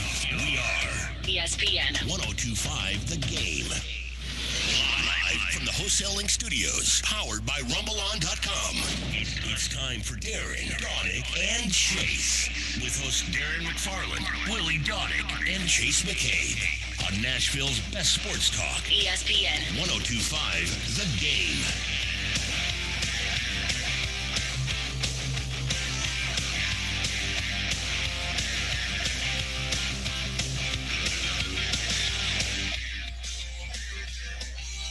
Third hour, Darren, Daunic, and Chase on this Monday afternoon. Hope everybody's having a good start to your week. Darren McFarland, Chase McCabe with you. Max Hers, man on the board at our Wholesaling Game Studios, powered by RumbleOn.com. We head east. We're bringing Vince Ferrara back from Omaha. College World Series. He was out there with the Vols baseball team. WNML, the sports animal, there in Knoxville. Vince, what do you make of what we've been talking about on the show today on everything that played out on Friday and, more importantly, on Saturday, whenever NC State's season ended that way, and all the nonsense that you've seen out there on social media and what people have been saying? Basically blaming Vanderbilt for all this stuff is absurd. But what have you made of all this? Well, blaming the Vandy Whistler is one thing, but blaming Vanderbilt is something completely different. By the way, I walked out of my place with the dog going to walk on Saturday, and then I hear a bird chirping in the exact 3-whistle mode of the Vandy Whistler. I'm like, I can't get away from this. It's on my TV. It's in Omaha. It's in Knoxville. But anyway, no, it's not. Did you wake up in the middle of the night thinking you heard the Whistler? Well, it might be. Well, thankfully, there wasn't like enablers like clapping and like encouraging the bird to keep doing that. It finally went away. But anyway, no, it's not Vandy's fault. Look, there's the built-in dislike for a lot of people for Vanderbilt. I get that, and this is kind of a way to just pile on and put it in Vandy's lap. But it's not their fault. Obviously, I think the NCAA, I would have loved to have seen them try to help NC State out instead of saying, here are the rules, and you met this threshold, and we're not going to have any flexibility whatsoever. I understand. There's a lot of people from all the different fan bases, people making accommodations for a structured period of time, and for the College World Series, it's set for television for Monday, Tuesday, Wednesday. I get all of that structuring aspect of it. But you know what? Sometimes things out of everyone's control happen, and like weather, so you have to adjust. And I don't understand, for the betterment of the student athlete, which is allegedly what the NCAA is all about, why you can't try to help and move and maybe postpone it a little bit, slide something back, work with them, and then see if you can get those athletes cleared. And a lot of people say, well, they're packing the building with the stadium with all these people, but then a couple players test positive and they can't play. I think on that standpoint, it's a different threshold, right? they are much stricter with the players and the participants and the team parties rather than the fans. The thing is that there's interaction with them. They're close to them. I mean, you guys saw the video of us in the lobby of the hotel before Tennessee's first game, and fans everywhere and speaking to the alumni and, meet and greets outside the team bus and all. There's interaction with fans that you don't know whether they're vaccinated or what they are, that they're, that could put them at risk. But, it sounds like some of the NC State players also decided, because of any potential side effects, they were going to wait until after the season. And to me, that sounds like a pretty calculated mistake. Now, would that made a difference in the end? Who knows? But Kendall Rogers from D1 Baseball had a great outline of the entire timeline. It sounds like NC State was frustrated with the NCAA's communication with them, which of course is no surprise, but just the lack of flexibility to it. I know Vanderbilt wants to keep it the way it is, but I would have liked to have seen them try to make it happen, buy them, a day, a half day, something to try to make this work and settle on the field, especially because you're so close to the finish line as well. Unlike VCU in the men's basketball tournament last year, where you had so many things locked in behind you and everything connected to it, I think there was room to try to be a little bit more understanding and see if it could work. And maybe after a certain period of time it didn't, then you do it. I just so cut and dry, though. That's the part that bothered me a little bit. I don't know. I'm going to have to respectfully disagree. I mean, wasn't NC State the team that was least vaccinated of anybody in Omaha? Is that right? Isn't that what's being reported? I mean, they according to D1, like you said, it's pretty thorough job. I mean, they as a team, for the most part, I believe they were the team that was by far had the lowest amount of numbers of vaccinated players. I'm pretty sure that's what I read. And so we've said it here a million times. I mean, that everybody, to each his own. Everybody has their own right to do, but you're playing a team, but you also chose to play a team sport, and you're playing in the playoffs. I mean, you got a regional and a super regional, and now you're in Omaha. I mean, and so there are consequences for that decision as well. I mean, if they chose to do that, okay, that's fine. That's their right. But isn't it the NCAA's right to say, if you choose to do that, and there are consequences. If this happens, if an outbreak happens on your team, there are consequences, and that's in the rules. And these are the consequences. I mean, shouldn't they be held to some level of being accountable for all of this? Sure, and I'm not saying NC State isn't without some blame in it. However, it's still your championships, and you're still talking about the student athletes, and it wasn't mandated. So yes, there's a different level. There's responsibility on everyone. The team, the coach had talked about. He was asked in a press conference, NC State's coach, about vaccination in his team. He didn't want to talk about it. He's like, I don't want to get into politics. Yeah, I'm sorry, that's not when it comes to your players, and you're trying to keep them able to play. That is not politics. Maybe he talked about it to them and encouraged them privately, but didn't want to talk about it publicly. I don't know, but that made it seem like they weren't encouraging them to do it and left it open. If that's the case, then yeah, you walked into that potential situation as well. Yeah. So how do you think this, before we move on to everything that's happened since Tennessee has come back home, how do you think this is going to play out starting tonight at 6 o'clock? All SEC National Championship game. Yeah, pretty crazy. We've seen it before, and look, Mississippi State to me going into the SEC tournament seemed like a dangerous team because of their pitching depth and timely hitting, and they've gotten that, and they have a lockdown closer in Landon Sims, and we've seen how good Bednar's been as a starter, and they just have a lot of arms they can throw at you, and the player of the year in Tanner Allen. So I fully expected to go 3 games. It would not shock me if they're all really close games. And, with Jack Leiter now, available for, right out of the gate for the College World Series final, that's going to be tough. And Mississippi State, I think they've hit maybe a little bit better than Vanderbilt in the College World Series in that state. Now Vandy has gotten elite pitching, obviously, but because of the balance offense defense, I might give Mississippi State a little bit of an edge in 3 games. But I would be shocked if this is done in 2 either way, honestly.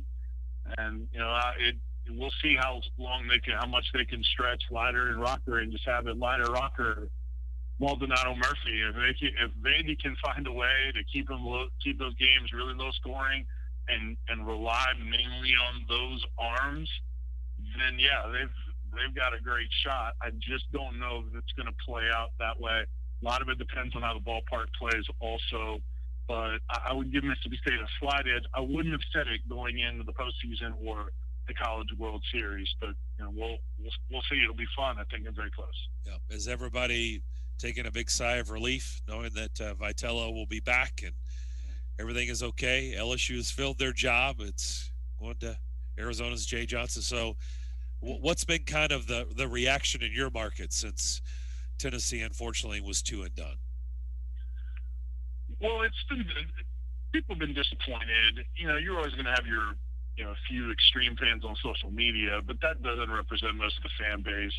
When those players are walking off the field from right field and they're, after the Texas game was over and they're hugging and emotional and things like that, and they're coming back to the dugout, there's a bunch of fans that were down at right outside the dugout and giving them a round of applause for coming back. And they were, I think they were greeted at a little fan get together and autograph signing in Knoxville. So I think fans are very appreciative of the season, and I do think there's a sigh of relief. However, this is the University of Tennessee, and crazy things happen. And so I think there are plenty of fans that have been there, done that, and just been shocked by things out of nowhere happening. It doesn't seem like there's a gig to pull him away to right now, but I do expect Tennessee to get it done. But until this is officially announced with a plan that'll get started pretty soon for renovations, I think there's still some fans that are a little bit nervous. Okay, so how much do you think, what is UT going to have to do to put all this to bed? So obviously he's going to get a big bump in pay. And then, how committed are they in doing the necessary renovations to their stadium and doing the things that it takes to win at this level, in the SEC especially?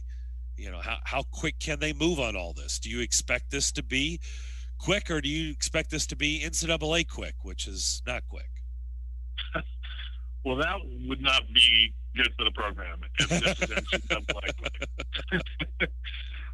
Look, Tennessee has done things the really slow play before. I mean, they've done little things to Lindsey Nelson Stadium before, and paint job here, and an addition here. The turf is the most significant thing they've done, and that's been an incredibly positive investment for them. But we're talking about 20, 30 million probably that they need to invest in it. How much they have their money set that's earmarked for baseball that they can absolutely commit to right now, I think that's the biggest unknown. I think UT will find a way. I don't have any doubt that they're going to make him one of the highest paid coaches, definitely in the league, which also in turn will make you in the country. I'm not worried about the salary for Tony Vitello. It's what can they commit to right now in terms of facilities, because if they don't have the money specifically for baseball and they're just getting donations in general, there's still a whole lot of work that needs to, many more millions of dollars needs to be done in the Neyland Stadium. So they need money specifically for baseball in this project. Now, maybe they already have. I mean, those kind of things aren't public, but I would expect that once Tennessee has those things set is when you'll see them make the announcement, and I would anticipate that they would do it. But it can't be, hey, in 2 years we're going to start phase 1, and then here's, in 2 more years phase 2, and then in 9 years we'll have this complete. that's not good enough. And I would be surprised if Tennessee drags it on that far. They need to have a short order plan in place. I would anticipate them doing it, just a matter of when they have those dollars committed, I think. We're talking to Vince Ferrara, 99.1 The Sports Animal in Knoxville, our weekly visit with him. And some football news, not great news either. Caden Salter, who has not practiced, not played a game, none of those things. He's already been dismissed from the team after a simple possession of marijuana charge. Obviously, there have been a lot of other things with him, and Josh Heupel just deciding it's time to move on. So with a team that, yes, the quarterback room is crowded, but they've been desperately trying to find the next guy, really since Josh Dobbs, but find a true starting quarterback for this team. I don't think he was going to necessarily factor into that this year, but how big is this for the program? Is it a big deal that Salter is already having to move on? Well, it does hurt because this guy was pegged as the guy. Now it was, he was committed to Jeremy Pruitt's path, and then it did end up signing with Tennessee. And we thought that, with his ability to make throws out of the pocket and athleticism, and in addition to being a pocket quarterback, that everything that Trent Dilfer has talked about with him, with the Elite 11, just so many really positive signs that he could be the guy. Now, you're right. I don't think it was going to be this year. It was probably a long shot for it to be this year prior to his initial suspension. And then coming back from that, he had that marijuana possession charge as well. Just not decisions that are in line with guys that you need to lead your program. And I think because of where they're at right now, that Josh Heupel could not afford to keep doling out these kind of chances to guys that don't show the leadership and the decision making that you need on and off the field. And that's one thing, but to have it multiple times before you've ever been able to practice. This guy was here at Tennessee for 6 months, never practiced, and it was because of his own doing. So, it's unfortunate for him. I just don't get some of these decisions. I know young people, things like that, but not all young people make those kind of mistakes when you have that kind of college playing career, pro playing career in front of you. So hopefully he gets it figured out and fresh start somewhere else, and he's able to have success. But I think it was more about, hey, we're not going to play it this way. We're setting the tone early. And Heupel's been pretty consistent with that, with guys off the field. And, it'll come down to more of those veteran guys for this year that you have a commit for next year in the class. But yeah, it sets you back. And not having a freshman from this class to kind of keep that year-by-year quarterback staggered. And then they've had a couple other players that Malachi Weidman, a wide receiver, left the team. He's now in the transfer portal. Greg Emerson now in the transfer portal. So that little trend continues for Tennessee football. Yeah, the Tennessee is the poster child for the transfer portal. It's ridiculous. I'm honestly lost count. It's in the mid-20s. We'll have to update it and go back and look. But, Weidman was the highest rated of the originally four wide receivers in last year's freshman class. They converted a quarterback to wide receiver, so it ended up being 5, and he was the highest rated of them. He also played basketball and thought that maybe he could play hoops as well as football at Tennessee. He had one catch from Harrison Bailey last year for 24 yards in the Missouri game. And you thought, all right, maybe he's starting to come around, but then we didn't see him catching the ball the rest of the year. So that's disappointing. And then Greg Emerson has just kind of been a rotation guy on the D-line that has been in and out of the starting lineup. So they don't have a ton of bodies on that D-line as it is. And if you're going to play more 4-man front, then that gives them now 12 defensive linemen to a 4-man front. That's not big depth. So it's just more of a body more than a difference maker, but they don't have any other difference makers either. So that's where the depth can hurt you even more. They're not going to be at 85. I don't think there's any way right now. And who knows if they can bring somebody in the transfer portal. But It's been unfortunately too much of a turnstile on the way out, and maybe it's losing guys and then it'll be positive down the road, but never heard of Emerson being a problem. It's just hadn't been a difference maker so far. Vince, in 1974, the University of Tennessee hired a 22-year-old to be a grad assistant, and then that person became a head coach at the school, of course, of the women's basketball team. That person was Pat Summitt, making $250 a month, and she goes on to become one of the greatest coaches of all time with 8 national championships, over 1,000 wins during her time with the Lady Vols. And I cannot believe that it has been 5 years since she was taken from us, way too soon. But that impact, I mean, you go and you read the stats and they speak for themselves, but her impact is continue to be felt not only at the university, but in college sports overall. No doubt. And every week, maybe even more frequent than that, her name comes up in regards to something, whether it's a former player bringing her up and talking about her impact and how she shaped them as, a woman, as a person, or if it's others in coaching, if it's fans, players from other sports. And she comes up, fans, obviously, she comes up all the time still. And I don't think that's going to change because of how incredible the impact she had in developing people and mentoring them, and much beyond the sport. And obviously her coaching tree is incredible and it continues to grow. But it's astounding that one person could impact so many lives and continue to do so. But that more than the 8 national championships and the almost 1,100 wins and all those kind of things, keep going on, graduated 100% of the players, you go on.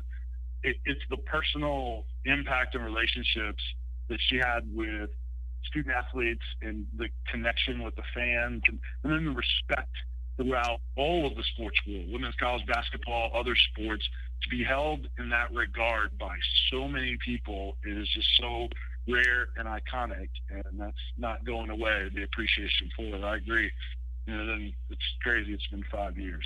It's amazing too. I feel like everybody has a Pat Summitt story, and you think, okay, well, she's this famous basketball coach and greatest of all time, and so everybody's going to come up with a story. But the truth is, everybody really does have a story, because that's the kind of person she was. Like if she interacted with you, you had a story. You had a Pat Summitt story, because she was going to make time for you, because that's just the kind of genuine person that she truly was.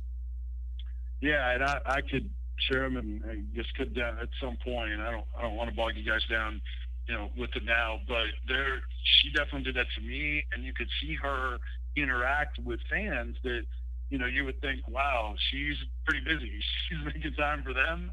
And she had a way of making everyone feel important.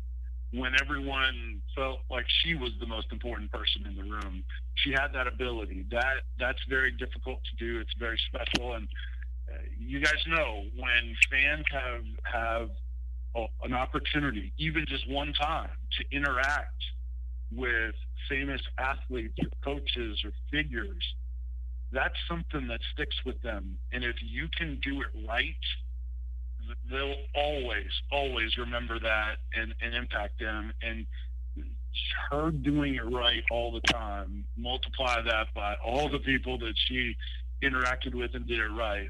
That's the way you get the respect and iconic status that she had. Yeah, absolutely. And I'll say this too. Holly Warlick had the impossible job. I mean, it just to follow that up, and I know fans didn't like, what happened, where the program went, but I mean, you still have to, the impossible job and how the circumstances of Pat having to retire when she did. I will always, just kind of feel bad for Holly Warlick having to do that, but she got her chance. So there's that. But Vinny, appreciate the time as always. We'll do it again next Monday. All right, guys. Have a great week. Appreciate you. He is Vince Ferrara, 99.1, the sports animal in Knoxville, joins us every Monday at noon. And yes, 5 years ago today, we lost Pat Summitt at the age of 64. So still hard to believe, but I know she had an impact on a lot of people. We'll have more coming here on Darren, Daunic, and Chase, ESPN 102.5 The Game. Vanderbilt. The Commodores survive with a 3-1 win. Mississippi State. And Mississippi State walks it off and walks into the College World Series Finals. The Doors are going for national title number 3 in Omaha. Feeling good right now if you're a Vandy fan. The best coverage of the College World Series lives on Nashville's best sports talk. ESPN 102.5 The Game and the Game Nashville app. Hey, Smashville, it's Robbie Stanley, and I want to tell you about my friends at Spring Hill Heating and Cooling. They're locally owned and operated, and if your AC or heater is old and inefficient, you can replace it with up to 72-month, no monthly interest financing for qualified buyers. That's right, 72 months, no monthly interest financing for qualified buyers. It's one of the many ways you could save at Spring Hill Heating and Cooling. They offer 6-month, no interest financing available on repairs. Spring Hill Heating and Cooling, offering premium service without the premium price. Do yourself a favor and check them out at springhillac.com. You're a proud partner of Smashville Live. Yo, it's Teron Davenport here to tell you about my friends at Freedom Tire Guys. They're Nashville's premier mobile tire company, and they do it all. New tires, balance, rotation, everything. Bill, a recent customer of theirs, loved the way they came to him and saved him time and money. So if you're like Bill, you like convenience, and you need some new tires, check out freedomtireguys.com. If you don't see the tires you like, give them a call, and they'll find them for you. Check them out today at freedomtireguys.com. Lately, we've been getting a lot of calls and questions about acoustic wave therapy for the treatment of erectile dysfunction. This is a relatively new treatment for ED, but one we've been using for years. This is Kim for the Tennessee Men's Clinic, and if you're looking at acoustic wave therapy or any option to help your ED, it's worth a visit to check us out. Our wave therapy protocols use acoustic wave technology, but often also combine it with other treatments that can give most of our patients far higher satisfaction rates. There is no surgery nor any type of invasive procedures required. And while most clinics you hear about only offer sound wave treatments, with our urologist and provider's guidance, you can likely have sex the day after your appointment and experience fewer letdowns. With another one of our ED treatments, you can last up to an hour and a half, and our expertise in treating these issues means you'll get the results you want. So make your appointment today. We'll show you why our acoustic wave program is the better way to do wave therapy. Call us today at 615-208-9090 or go to TennesseeMen'sClinic.com. Visit our website to learn more, including side effects, treatments extra. Results vary.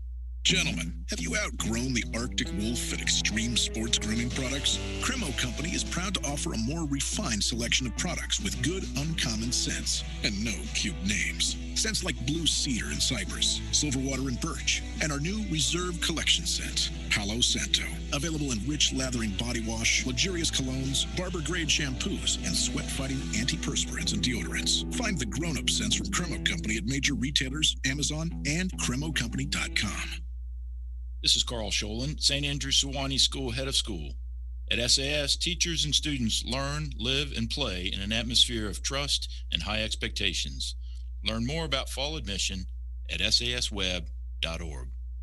ESPN's Teron Davenport breaks down the Titans like no other. I want to see how much they put on Elijah Molden because that young man is a very intelligent player. Catch TD Mondays at 11, Thursdays at 3, and Fridays at 8. Brought to you by Freedom Tire Guys. Plus, the Talking with TD podcast drops every Wednesday. I think that's an example of playing beyond scheme. Only on Nashville's best sports talk. ESPN 102.5 The Game and the Game Nashville app. What's happening in Nashville? This is Scott Van Pelt. You're listening to Nashville's best sports talk, ESPN 102.5 The Game.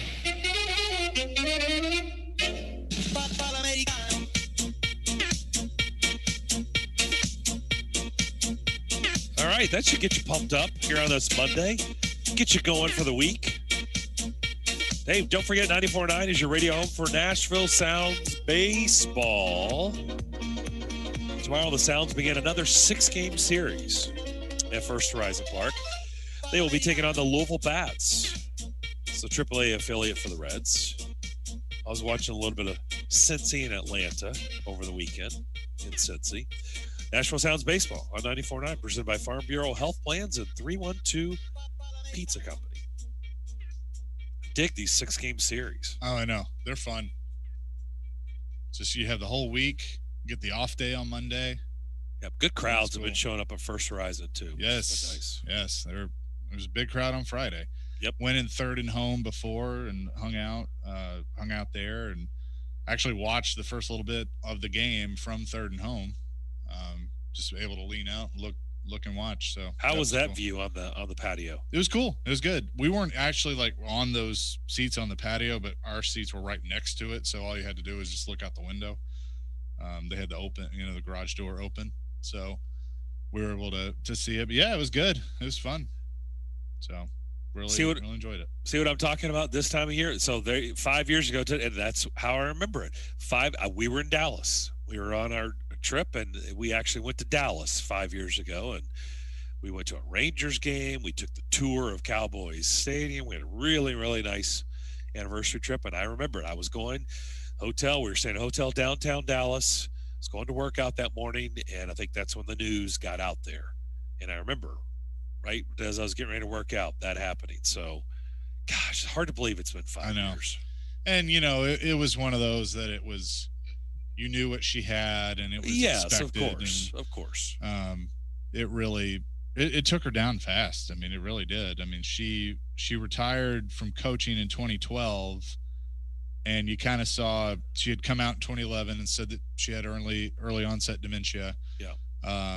And you saw some signs throughout the season, and it was looking more and more apparent that Holly Warlick was going to take over because she was basically coaching, and then she kind of just didn't hear anything from her for a while, and it just went downhill. So 64 years old, gone too soon, but a legend not only in this state but overall in college sports. So I never had a chance to meet her.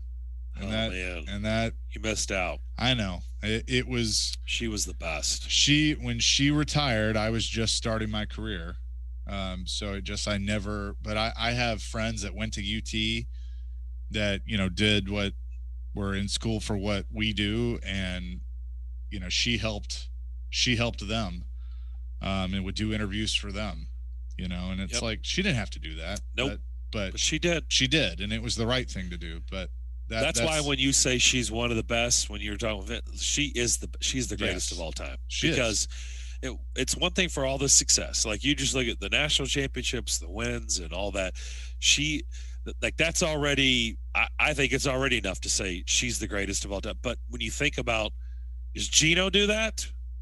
I would say no. Pat Summitt she was an ambassador for the sport. She went out and she sold the sport. She was willing to talk to people. She would talk to you. Yes. Anytime we asked for Pat Summitt, she would come on. Yep. She was I remember great listening to several interviews for women's basketball. Is personable. She'd come up in person. She'd come up to you. I mean, it's like she was recruiting you. I mean, that's why in my mind, she is always going to be viewed as the greatest. I don't care what Gino does before he calls it a career. Yeah. I don't believe for a minute he has sold the game like she did. Because he didn't have to. That's the thing. And I'm not saying that as an excuse for him. He looks at it as, Pat did the grunt work. I mean, Pat took the game of women's basketball, college women's basketball, to where it is today, and paved the way for Gino and others. And listen, there were other coaches that bought in and helped at that time, but I think everybody recognizes what Pat did. And so, in some ways it made it easier for Gino, because a lot of that groundwork had already been laid by Pat Summitt and others. And I think that's recognized. It's funny. I did hear somebody told me a story one time about her, that she was recruiting up north somewhere. It was her and some coaches, and they had gone into a place for dinner late, and it was late at night, trying to get something to eat. And they sat down. The only seats that were available was at the bar, sat down at the bar, trying to order something. And there was a UConn fan sitting next to them. And he starts making conversation, and they're like, yeah, we're from Tennessee. Had no idea who she was. But says like, yeah, I can't stand Tennessee, can't stand Pat Summitt. And he's talking to Pat Summitt, and she laughs and turns and goes, well, hi, I'm Pat Summitt. And ends up signing stuff for the guy and couldn't have been nicer. But that's, a story I heard about her and who she was. That's just, you're like, hey, whatever. Like, not going to hold that against you. Yeah. So those stories are endless. She was, like I said, she's the best in my mind. There's not a doubt about it. Something else that was brought up was the transfer portal, which just seems to be it's Walmart. It's open 24 hours a day, 7 days a week for Tennessee. I'm pretty sure they've got more kids in the portal than any other school, Division I football school. How's Josh Heupel going to make this work this first season? I think it's going to be a rough first season, and that's what Vols fans need to be prepared for. I know it's borderline unfair to ask a fan base to be patient that has been patient especially for 10 that years. Fan base. No, I get it. 10 years, it's more than 10 years now. Well, true. 50, it's going on 15. Yeah, probably. I was going to say we're closer to more to 15 than a decade. But you're going to have to be patient because this is not going to get turned around just like that. And let's be 100% honest. I mean, I think that, Danny White came into a situation that was not of his doing. He has to take over an athletic department. And the first thing he has to do is he has to hire a head coach, and he's got to do it fast, and he's got to get it right. But the problem is everybody else knows the situation that they're in and he's in and that they've been in. And there was uncertainty and still uncertainty with sanctions coming from the NCAA, with things that happened on Pruitt's watch. The program was just already in a bad spot. And so you had to get the best guy that you possibly could when we all know some of the names that were out there. I mean, Gus Malzahn, how many times did we talk about Gus Malzahn? You go all in to try and get him to come be the head coach. He goes with somebody he knows and Josh Heupel may end up being the right hire. We just don't know. It's got to play out. But the problem is with everything that he's been faced with, it's probably not going to be a good year. Next year may not even be good, with you having so many players leaving and just truly having an empty cupboard. So it's going to be rough. It's going to be a rough going. That's just the way it is. We're going to be talking on Mondays with Vince about, hey, so what'd you see? Did you see anything good out of this? And they may surprise us, but I just think it's going to be rough going for a while, which shouldn't be unexpected. Yeah. No doubt. The other thing was Tony Vitello. We hit on that. And now the watch is on to see how fast they respond to meeting his needs. And I think just because of what we just laid out, a fan base that has been so desperate for something good to happen, and boy, they really latched onto this baseball team, I suspect they will move swiftly. Yep, you can't screw that one up. You just can't, because football is a dumpster fire, basketball underachieved, baseball was the brightest thing that you had this year, and so you gotta do what it's going to take to keep that ship going. Fix up, do what you need to do at the stadium. Get that moving. It's time. Lindsey Nelson Stadium needs a lot. And so they need to get that going and realize that you have found the answer to make your program a perennial powerhouse. And so you got to do what it's going to take to keep him. Simple as that. Yep. I suspect we'll hear some things on that front coming up here very, very soon. We're going to come back. In fact, we're going to hit the Mississippi State angle to start the fourth and final hour. That's coming up at 1 o'clock as the Bulldogs and Vanderbilt tonight, game one at 6 o'clock in Omaha. But we'll come back. We're going to go back and flip over to that depth chart that we were talking earlier about. Some battles, some camp battles that could be looming, and we'll go on the defensive side for the Tennessee Titans. We'll do that to close out hour number 3 of Darren, Daunic, and Chase. That'll be next on ESPN 102.5 The Game. From all-day talk. You can roll with that team. That's good enough to win a lot of football games. To the biggest games. The Los Angeles Dodgers have won the World Series for the first time since 1988. Nashville's best sports talk is always at your fingertips. Just search The Game Nashville in your app store and download today. And keep it locked on Nashville's best sports talk. ESPN 102.5 The Game. From the Fox 17 News Code Red Weather Center. I'm Fox 17 News Code Red meteorologist Dan Guthrie. Highs this afternoon, lower 90s, heat index values, upper 90s. Under partly cloudy skies, isolated showers and storms will be possible this afternoon and this evening. This weather report brought to you by Hiller Plumbing, Heating, Cooling, and Electrical. Call the Happy Face truck today. Nashville's home for Major League Baseball is 102.5 The Game and ESPN 94.9. Tune in for the biggest games every week. The place to bet MLB is the all-new Twin Spires, now live in Tennessee. Download the Twin Spires app today. Bold Patriot Brewing Company is the place for American beer in Nashville with over 20 different styles to choose. Each beer celebrates our nation's great history, from Betsy Ross to Paul Revere and everything in between. Show your American pride and check out Bold Patriot Brewing Company, located in L&L Market off Charlotte Avenue. Come be a part of Nashville sports history at the inaugural Big Machine Music City Grand Prix, August 6th through the 8th. Get close to the action as a race day volunteer as IndyCar's top drivers race through the streets of downtown Nashville. Volunteers are needed at multiple positions. For more information, go to NashvilleSports.com or contact Joseph Donaldson at 615-743-3128. 615-743-3128. We're planning a trip to Spain later this year. But our Spanish is... It's pretty bad. So we're using Babbel. Babbel's conversation-based method teaches you real-life words and phrases. And with Babbel's interactive, bite-sized lessons, you'll remember what you learned. There's no easier way to learn another language. Ahora hablamos español. He just said, now we speak Spanish. Babbel, language for life. Now try Babbel for free. Just go to Babbel.com. That's Babbel.com. Robbie Stanley.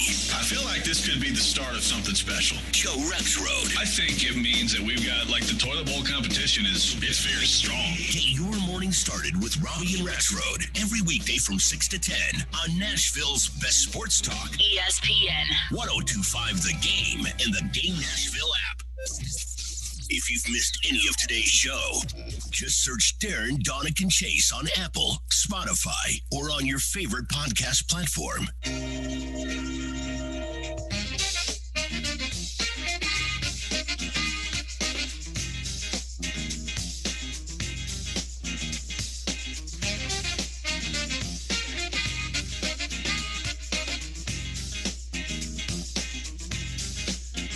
Don't forget, this Friday is your chance to participate in Nashville SC Pick the Click.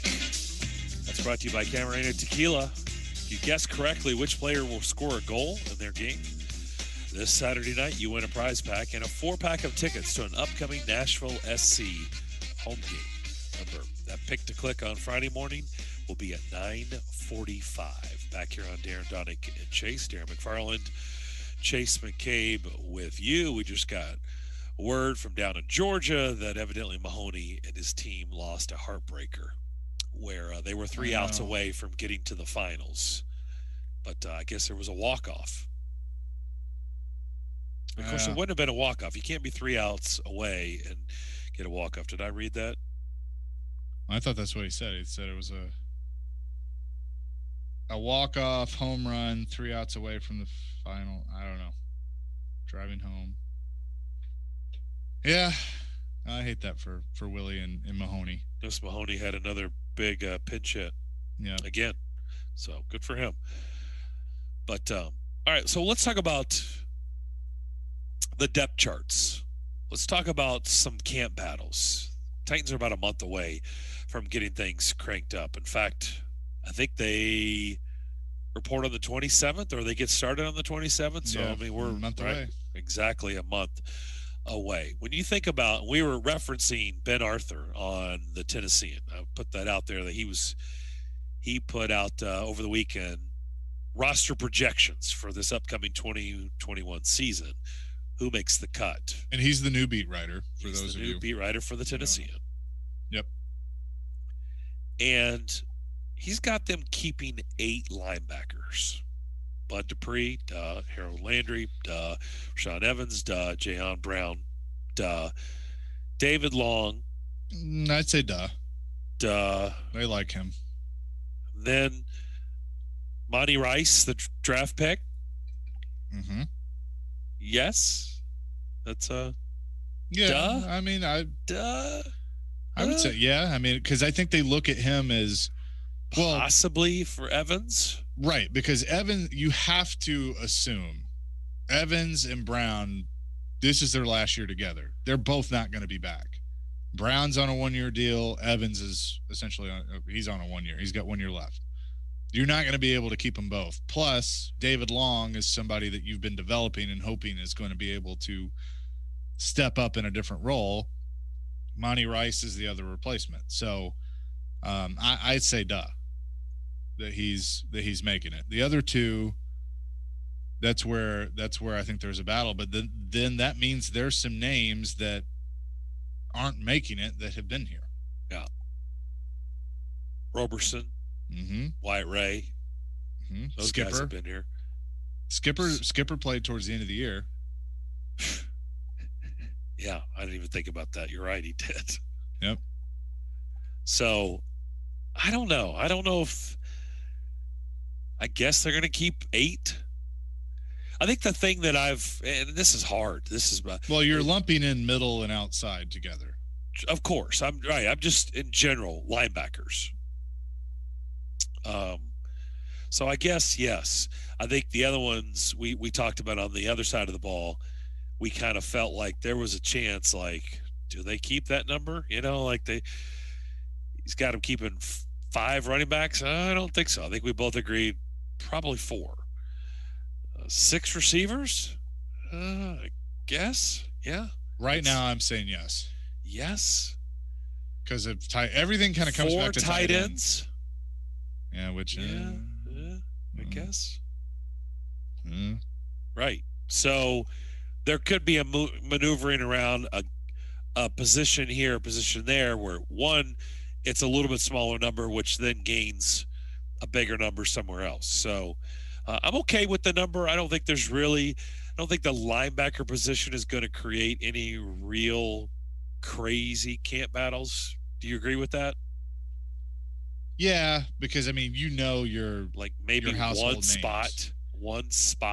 Yeah, I think because Weaver counts as a linebacker, so he's sure got to be. I mean, so we're talking about really kind of that 8th spot.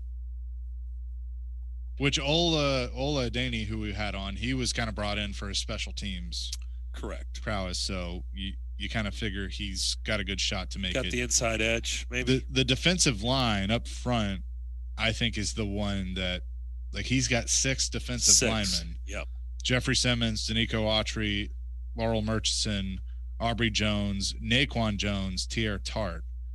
That one's the one that I kind of wonder, do you keep that many? Because 6 for me I know it's kind of a hybrid, but a 3-4, 6 down lineman for me is a little heavy. But, does that open the door for Roberson or a Skipper, Wyatt Ray, somebody like that to stick around and add to the core? Because you got some of these guys that are listed maybe as a linebacker, but they can play. They're kind of two-way guys. They can play up front. So I don't know. And Tierre Tart's one that's been around. Naquan Jones was the kind of the rookie camp hero and could be the camp story. Right. Of an undrafted guy. He was the undrafted guy. Yeah. So I know that you've brought him up. TD's brought him up. So, by the way, unrelated, I have NFL Network on right now. I'm watching Ryan Tannehill lead the Miami Dolphins in a shootout against the Patriots from 2018. I had it on NHL Network. Let me Week 14, 2018. Check that out. Pats 20, Dolphins 14, 8:05 to go in the second. Who's that running the ball for the Dolphins? That's who is that? They traded him. Is that because Kenyon Drake. Oh, Drake. Oh, Adam Gase. Oh, Gase. So how about the secondary? It's got him keeping 9, cutting 7. Caleb Farley, yes. Janoris Jenkins, yes. Christian Fulton, yes. Kevin Byard, yes. Amani Hooker, yes. Elijah Molden, yes. Breon Borders, Chris Jackson, Crookshank. I would put, if you're just going like order of most likely to less likely, I would put Crookshank probably after Molden, before Borders and Jackson. But yeah, I would say that's a good place to start with that group. They brought Farley in as a free agent. Brady Breeze, a draft pick. Maben's been around.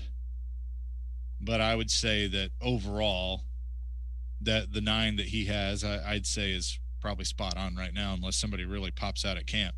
The question is going to be, how available is Farley? Yep. Is he going to be available? I would assume he's starting on PUP. At least camp on PUP. I think at this point it seems like a stretch to think he'll be available against Arizona. Don't you think? Yeah, I mean, I could honestly see a situation where he starts the season on the PUP list. So Yep. that means he's out until week 6. Because here's the thing. I mean, if he doesn't see any training camp or preseason, they going to roll with the rookie to start the season? No. I can't imagine. No, I would say it's Jenkins and Fulton, if I had to guess. And then you're keeping, one of these cuts he has is making it. But, here's another thing. Let me just throw this out there, because I did hear the morning guys discuss this. I know you cut him, and so whenever you cut a player, they're kind of like, I'm moving on. But if you're looking at your secondary and you're a couple weeks into camp and you're unsure on Farley and maybe you're unsure on some guys and Vaccaro's still sitting out there, do you at least make the phone call? Depends on what he wants. Is he not on a roster because of money?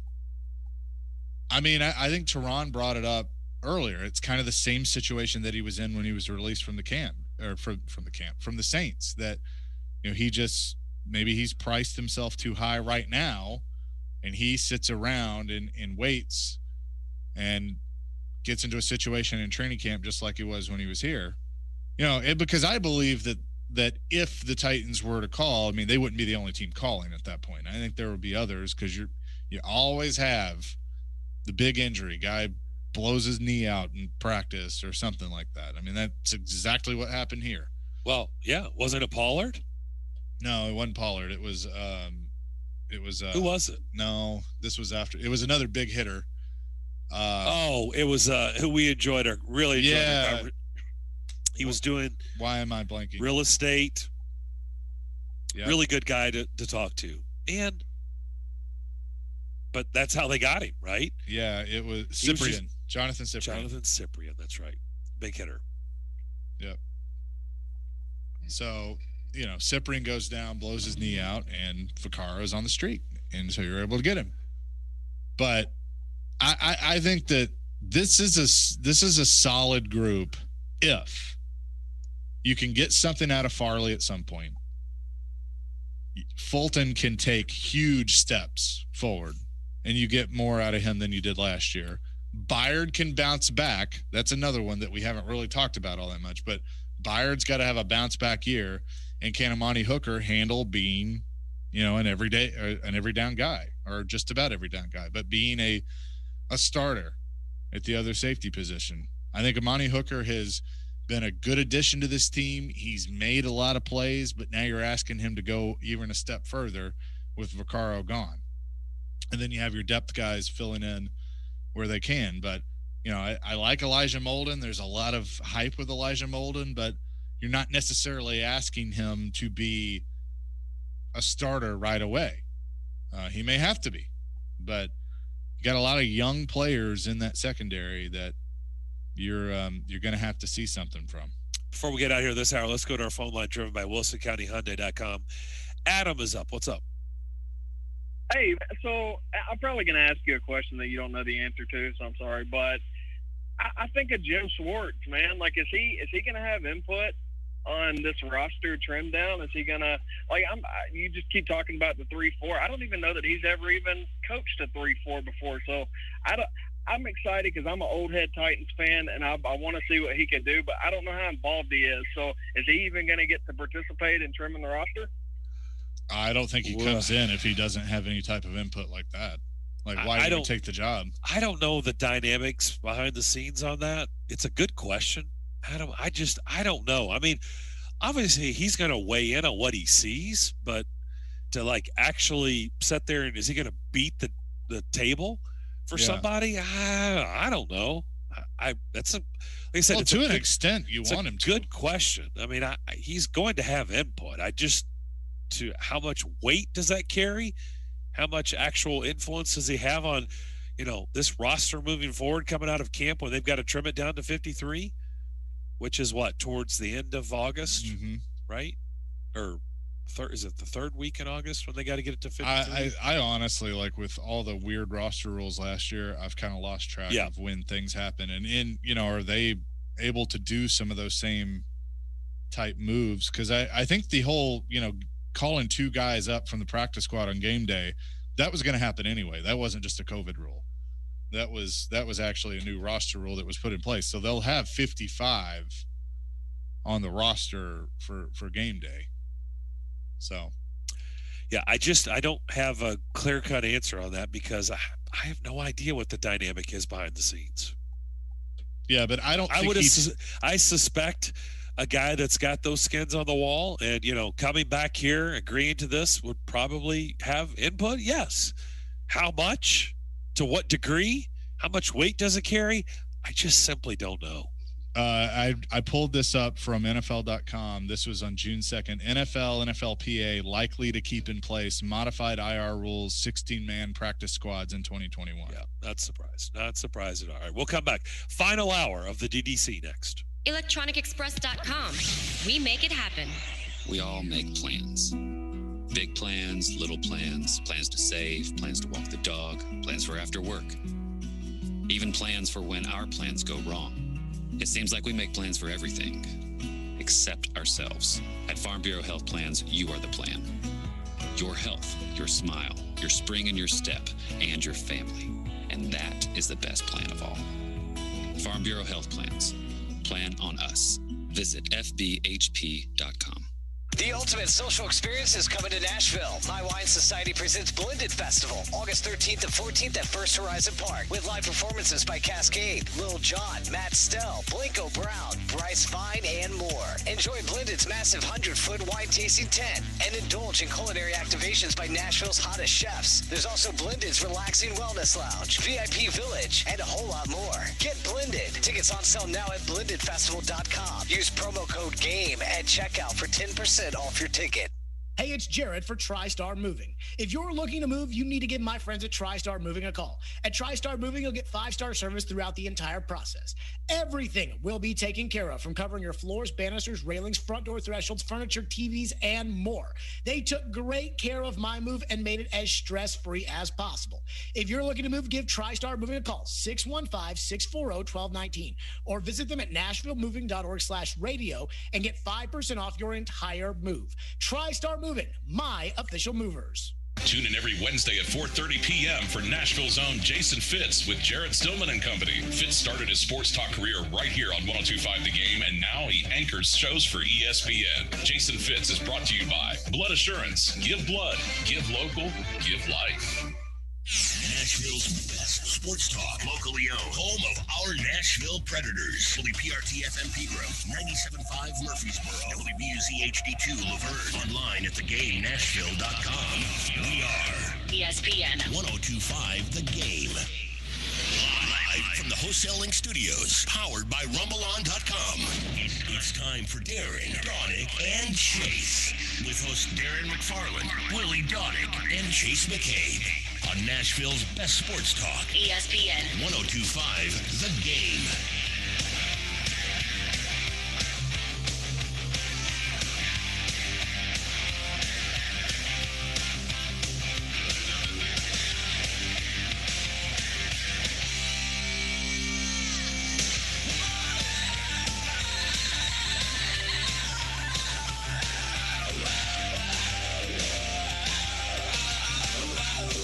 Fourth and final hour, Darren, Daunic, and Chase.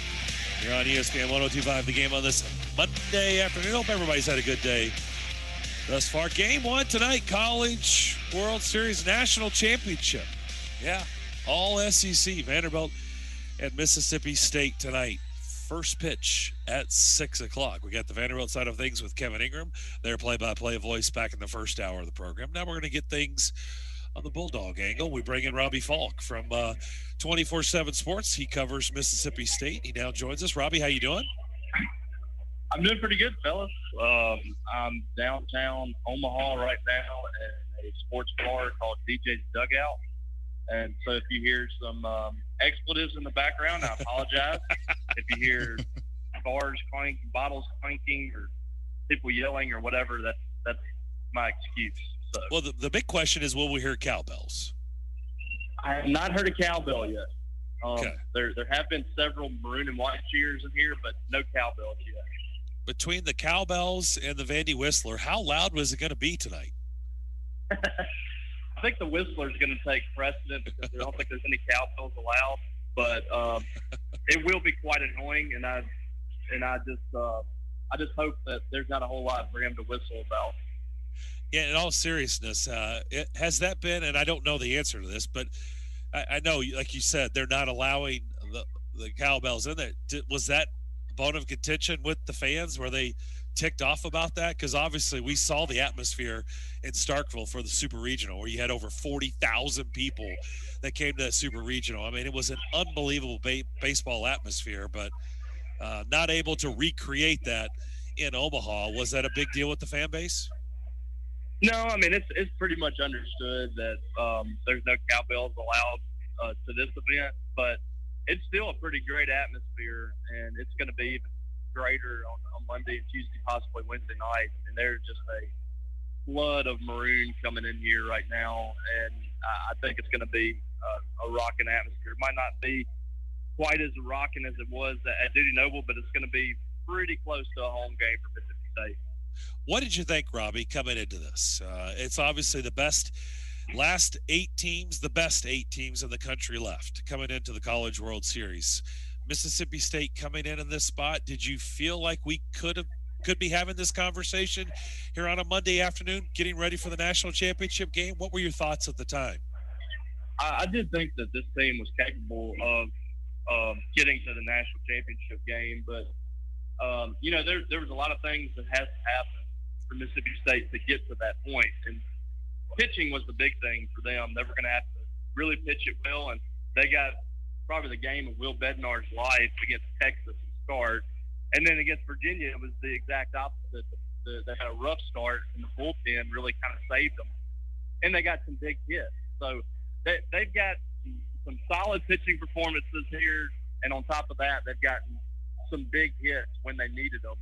And that's been the key for them. And for just about any team that gets to this point and that can get to a national championship, you've got to have all those ingredients working in your favor at the right time. And that's what State has gotten. And now they have an opportunity in a 3-game series to get something they've never gotten before. Who do you think has the advantage with the bullpen? I mean, Sims has been lights out, like you said, for Mississippi State. They've been able to come in and slam the door, preserve wins. And Vanderbilt's bullpen has done an unbelievable job as well. Who do you think has the advantage coming into it?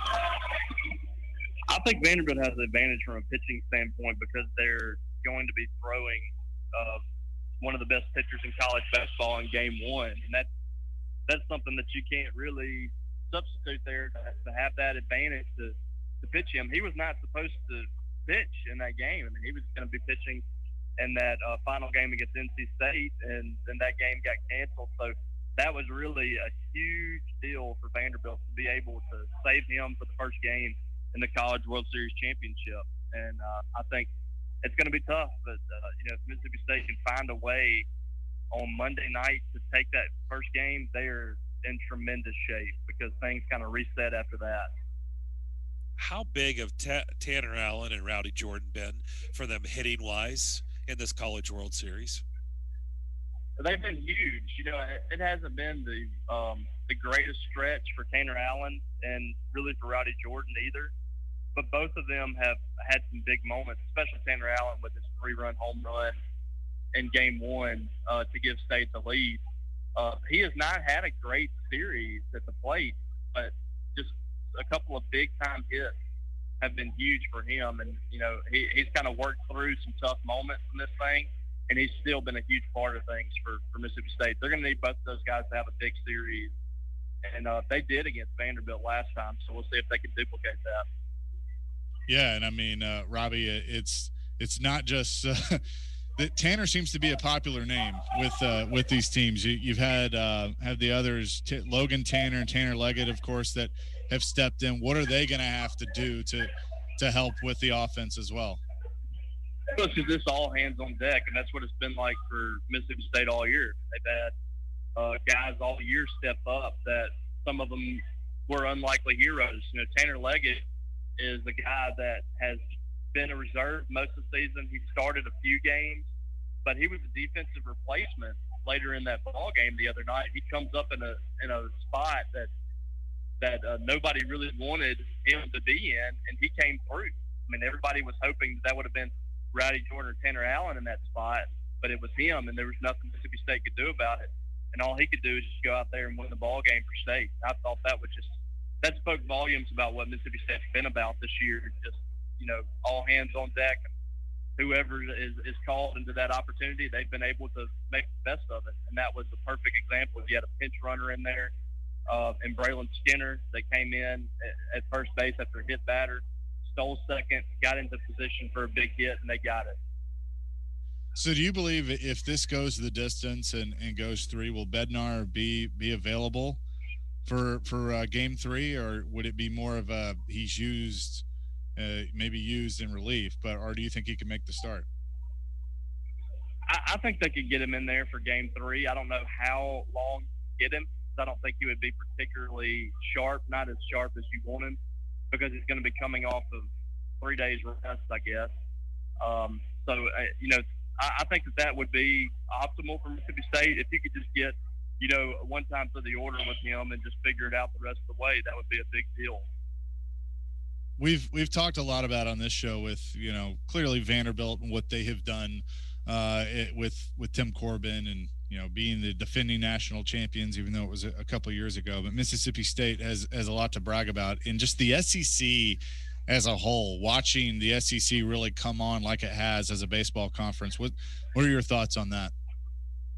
Yeah, it just shows a commitment from the entire conference in the sport, because they know how important it is for a lot of these fan bases. I mean, you can see Tennessee coming on now, and I think they're about to start to make a big commitment to Tony Patella to that program as a whole. I think you see a nice stadium in the future there and some nice facilities, and it shows that you can win just about anywhere in the SEC too with the right commitment. I mean, Patella is the perfect example of that, because in the past you might see him in Baton Rouge after a big season like this or something like that, and he knows that he can win there. He can win in a big way. So that just shows you just the power of the SEC, the brand that it's built, and kind of where it's going, because I don't think it's slowing down anytime soon. And because of that, I mean, you're seeing these interconference rivalries kind of start to form, because you have so many teams that are so competitive. But do you feel like between Vanderbilt and Mississippi State, there's definitely a little animosity between the two programs of just trying to be dominant? Yeah, I mean, there is a little bit of a rivalry picking up between Vanderbilt and Mississippi State. Never really thought that would be the case, in the early 2000s, mid 2000s. But it's just, Vanderbilt and Mississippi State are both competing for a high prize every single year, it seems like, and they're in this position. And anytime you're doing that and you're seeing a team that's fighting for the same thing that you're fighting for, it's going to create that rivalry. Vanderbilt's had the upper hand in this rivalry for the most part since Tim Corbin has been here. But, they've had some great battles. That Super Regional in 2018 was one of the best series I've ever seen. And now they get to play for national championship. And I'm personally pulling for that same kind of series that we saw in 2018 when these two teams went to Game 3 and went to extra innings in Game 3. I'd love to see that again. There's a lot of fans that wouldn't like to see that. Their hearts wouldn't like to see that, but I think that would be outstanding. Yeah, absolutely. Well, Robbie, enjoy the atmosphere. You're in a pretty good atmosphere right now, but it's going to be even better once you get to the ballpark. But appreciate the time today. You guys, appreciate you. Robbie Falk, 24/7 Sports, covers Mississippi State for them. Also does the Thunder and Lightning podcast as well for covering Mississippi State. So it gets underway tonight, game number 1. We'll have much more coming here on Darren, Daunic, and Chase, ESPN 102.5 The Game. Vanderbilt. The Commodores survive with a 3-1 win. Mississippi State. And Mississippi State walks it off and walks into the College World Series Finals. The Doors are going for national title number 3 in Omaha. Feeling good right now if you're a Vandy fan. The best coverage of the College World Series lives on Nashville's best sports talk. ESPN 102.5 The Game and the Game Nashville app. We've all had that dream, right? Tie game, bottom of the 9th, bases loaded. Well, on FanDuel Sportsbook, you get more than one shot to swing for the fences. Hey, everybody, Joe Rexford here letting you know that FanDuel is letting you place your first bet risk-free. That's right. New users, you get up to $1,000 back in site credit if your first bet doesn't win. And it only gets better from there because you check out FanDuel's new promo live every Tuesday. It's $5 Dinger Tuesdays. You place a $25 or more wager on any player to hit a home run on Tuesday. You get a $5 bonus in site credit for every home run hit in the game, max at $25. This is part of many reasons why I love the FanDuel Sportsbook app. It is a blast. It's America's #1 sportsbook. It's easy to use. There are great odds in all different betting markets, unique fun bet types like the same game parlay, and there's always promotions on that let you get more action out of every game day. Plus, when you win, FanDuel will pay your winnings as little as 24 hours. So all you got to do, download the FanDuel Sportsbook app, sign up with promo code Joe102, and get in on the action. That's FanDuel Sportsbook, promo code Joe102. You must be 21 or older and present in Tennessee. First online real money wager only for risk-free bet. Refunded bonus issued as a non-withdrawable site credit that expires in 7 days. Max bonus $25 per game. Restrictions apply. See terms at sportsbook.fanduel.com. Gambling problem? Call Tennessee Redline 800-889-9789. Tune in to ESPN 102.5 The Game every Tuesday afternoon at 4:30 for ESPN's Trevor Maddich joining me, Jared Stillman, on Stillman & Company as we dive deep into the college football world and all the latest from the SEC. It's all brought to you by Houston Clinic Orthopedics, when experience matters. Buy from where the dealers buy at Wholesale Inc. in Mount Juliet, powered by Rumbalon. They're rebuilding to be bigger and better than ever and are ready to put you in the vehicle of your dreams. They'll even trade or buy anything with the VIN number. Cars, trucks, motorcycles, motorhomes, boats, and more. Buying a used vehicle should be fun and exciting, not stressful and boring. For those reasons, Wholesale Inc. makes it simple to browse and shop thousands of used cars, trucks, SUVs, and more at wholesaleinc.com. When you're in the market for a quality pre-owned vehicle, buy from where the dealers buy. Wholesale Inc. on Eastgate Boulevard in Mount Juliet and wholesaleinc.com.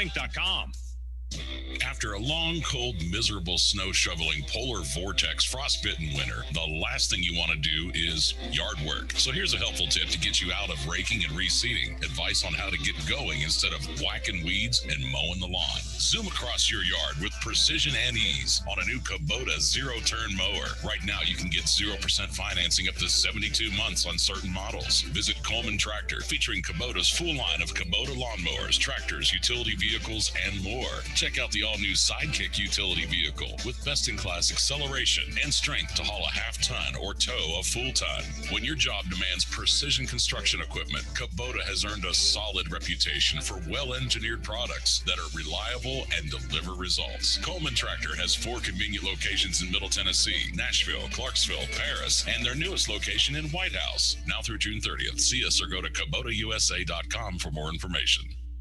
ESPN's Turon Davenport breaks down the Titans like no other. I want to see how much they put on Elijah Molden because that young man is a very intelligent player. Catch TD Mondays at 11, Thursdays at 3, and Fridays at 8. Brought to you by Freedom Tire Guys. Plus, the Talking with TD podcast drops every Wednesday. I think that's an example of playing beyond scheme. Only on Nashville's best sports talk. ESPN 102.5 The Game and the Game Nashville app. Hey, this is Victor Arvidsson. You're listening to Nashville's best sports talk, ESPN 102.5 The Game. You're a hard man to reach, Willie Dynamite.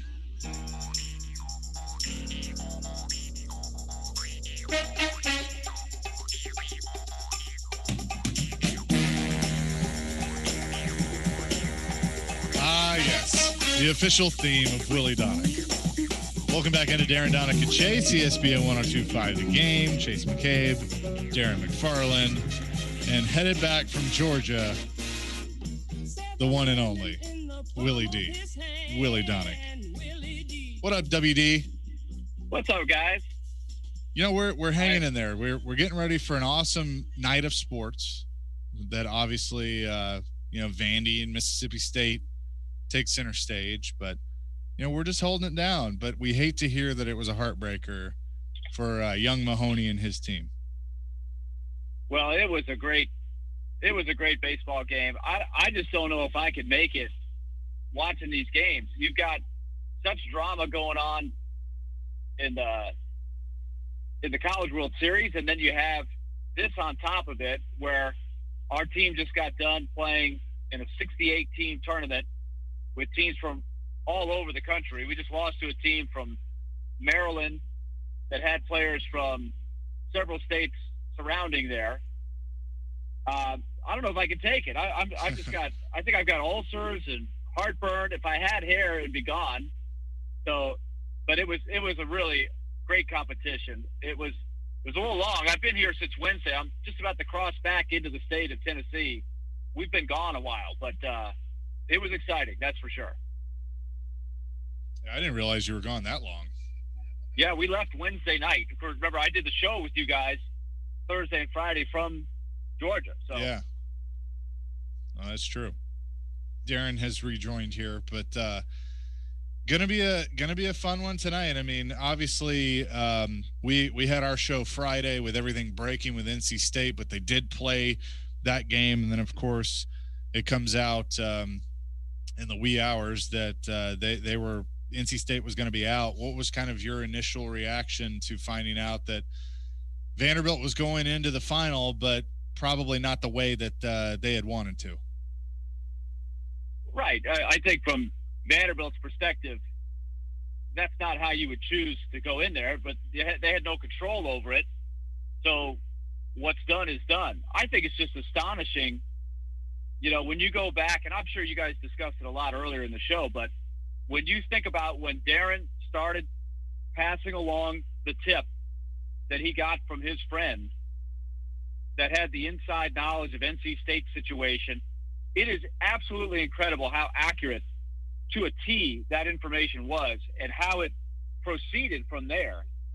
Because I think, and I tweeted this out earlier this morning, I think the best article that I've seen about this whole thing was Kendall Rogers from D1, who went back, D1baseball.com. He went back through the entire timeline. He got some great information, great sources, pieced it all together. It's just amazing how that lined it up exactly with how Darren presented it last week on Friday before the game. So when we went off the air on Friday, we had no idea how it was going to go. Friday's game was incredibly compelling. What happened after the game and that night was, just extremely unfortunate for NC State. And I think there was a lot of confusion. Obviously, if you're NC State and anybody that follows them, you're extremely frustrated. You're mad at the world. You're reaching out against everybody. But I think when you read Kendall Rogers' article, it makes a little bit more sense on what happened, when it happened, and why they did what they did. Reading a couple of tweets. In fact, we just had a conversation with Robbie Falk, who covers Mississippi State. He was downtown in Omaha. Been reading a couple tweets here, literally as you were talking, Willie, from Vanderbilt fans who are in Omaha, and says the entire city of Starkville, I think this is the tweet I just saw a minute ago, the entire city of Starkville may have just made its way to Omaha. Downtown is flooded with Bulldog fans. I think it's gonna be incredible what you see tonight in Omaha. I think Vanderbilt will have a lot of fans there, but I think, let's just be perfectly honest, I think it's going to be 75-25, or maybe more like 70-20, and then the other 10% just people that come to Omaha to watch the World Series who may not have a direct rooting interest.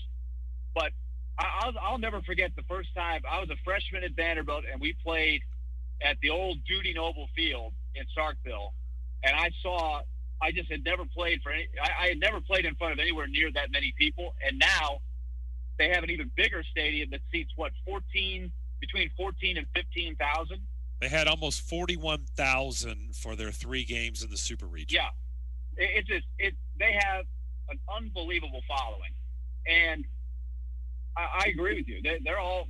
I just remember their coach after they beat Texas going, "We have a lot of fans here now, and there are more coming."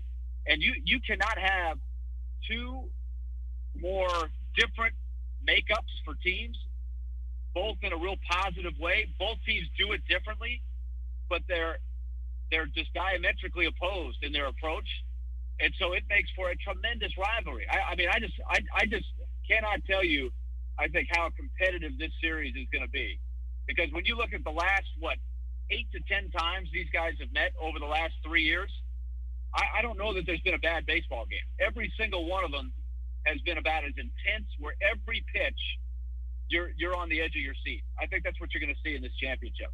Oh, Kevin Ingram told us in the first hour when we talked to him in Omaha, he said the Sunday Mississippi State game where Vanderbilt came back and won, said that was the most exciting regular season game, in his opinion, all year long, was that game against Mississippi State. I saw 2 games in that series. I saw Mississippi State beat Jack Ryder on Saturday, and then I saw the comeback that you just talked about on Sunday. Carter Young was the hero in that game. And I came back on Monday. I don't know if you guys remember this, but this is what I know on that Monday was I want to see these 2 teams meet in Omaha. I think they're going to meet each other in Omaha. I think you just could feel it that weekend, and here they are. So it is played out perfectly. So I know people are going to talk about, well, Vanderbilt got a break. They get to use Leiter, and Mississippi State had to use Bednar. But I don't know that that helps Vanderbilt for sure. But I think both of these teams are deep enough. You're going to see just really high-level baseball. I go back to the 2019, not 2019, but the 2018 Super Regional. You guys remember that one, Darren? How much time? I think we had Tom Hart on, who called the series the Monday after that was over.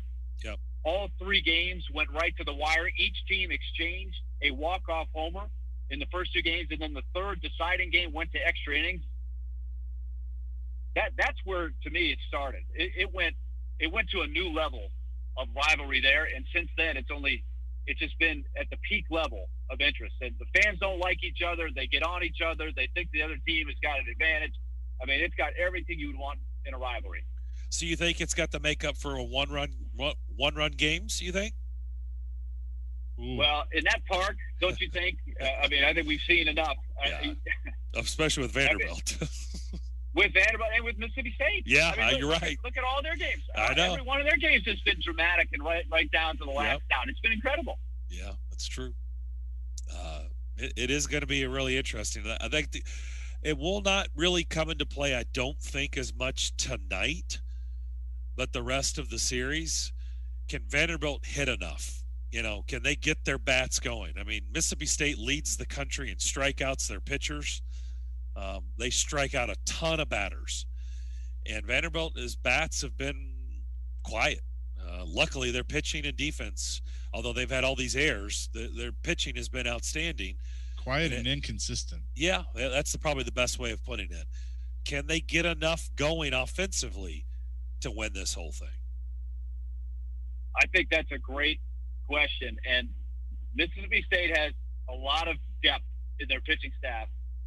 But I think that was something that when you were watching that game on Friday where Vanderbilt played the depleted NC State team, it sort of dawned on you that I just felt like Vanderbilt was a little tight, especially at the plate. They were kind of feeling the weight of just psychologically. They're not in the groove hitting. Sometimes it's contagious. A couple of guys get a big hit, and next thing you know, the whole team is feeling good. But they haven't hit that, right? This entire World Series, they just haven't played great for any games.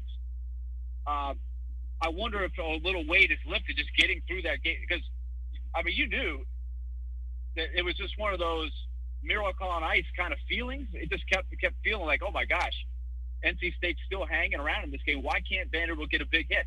And I just feel like they got a little tighter. So will that weight be lifted some?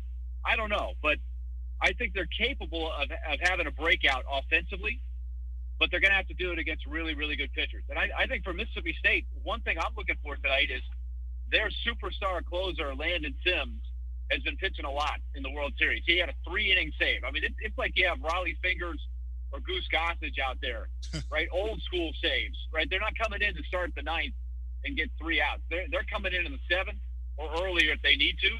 But can you keep doing that? I think that's something in this 3-game series to look for is how much does Mississippi State go to Landon Sims? It's a little bit like that Kevin Kopps question we were asking, right, during the Super Regional. How often can you keep running him out there, and how early would you go to him? Right.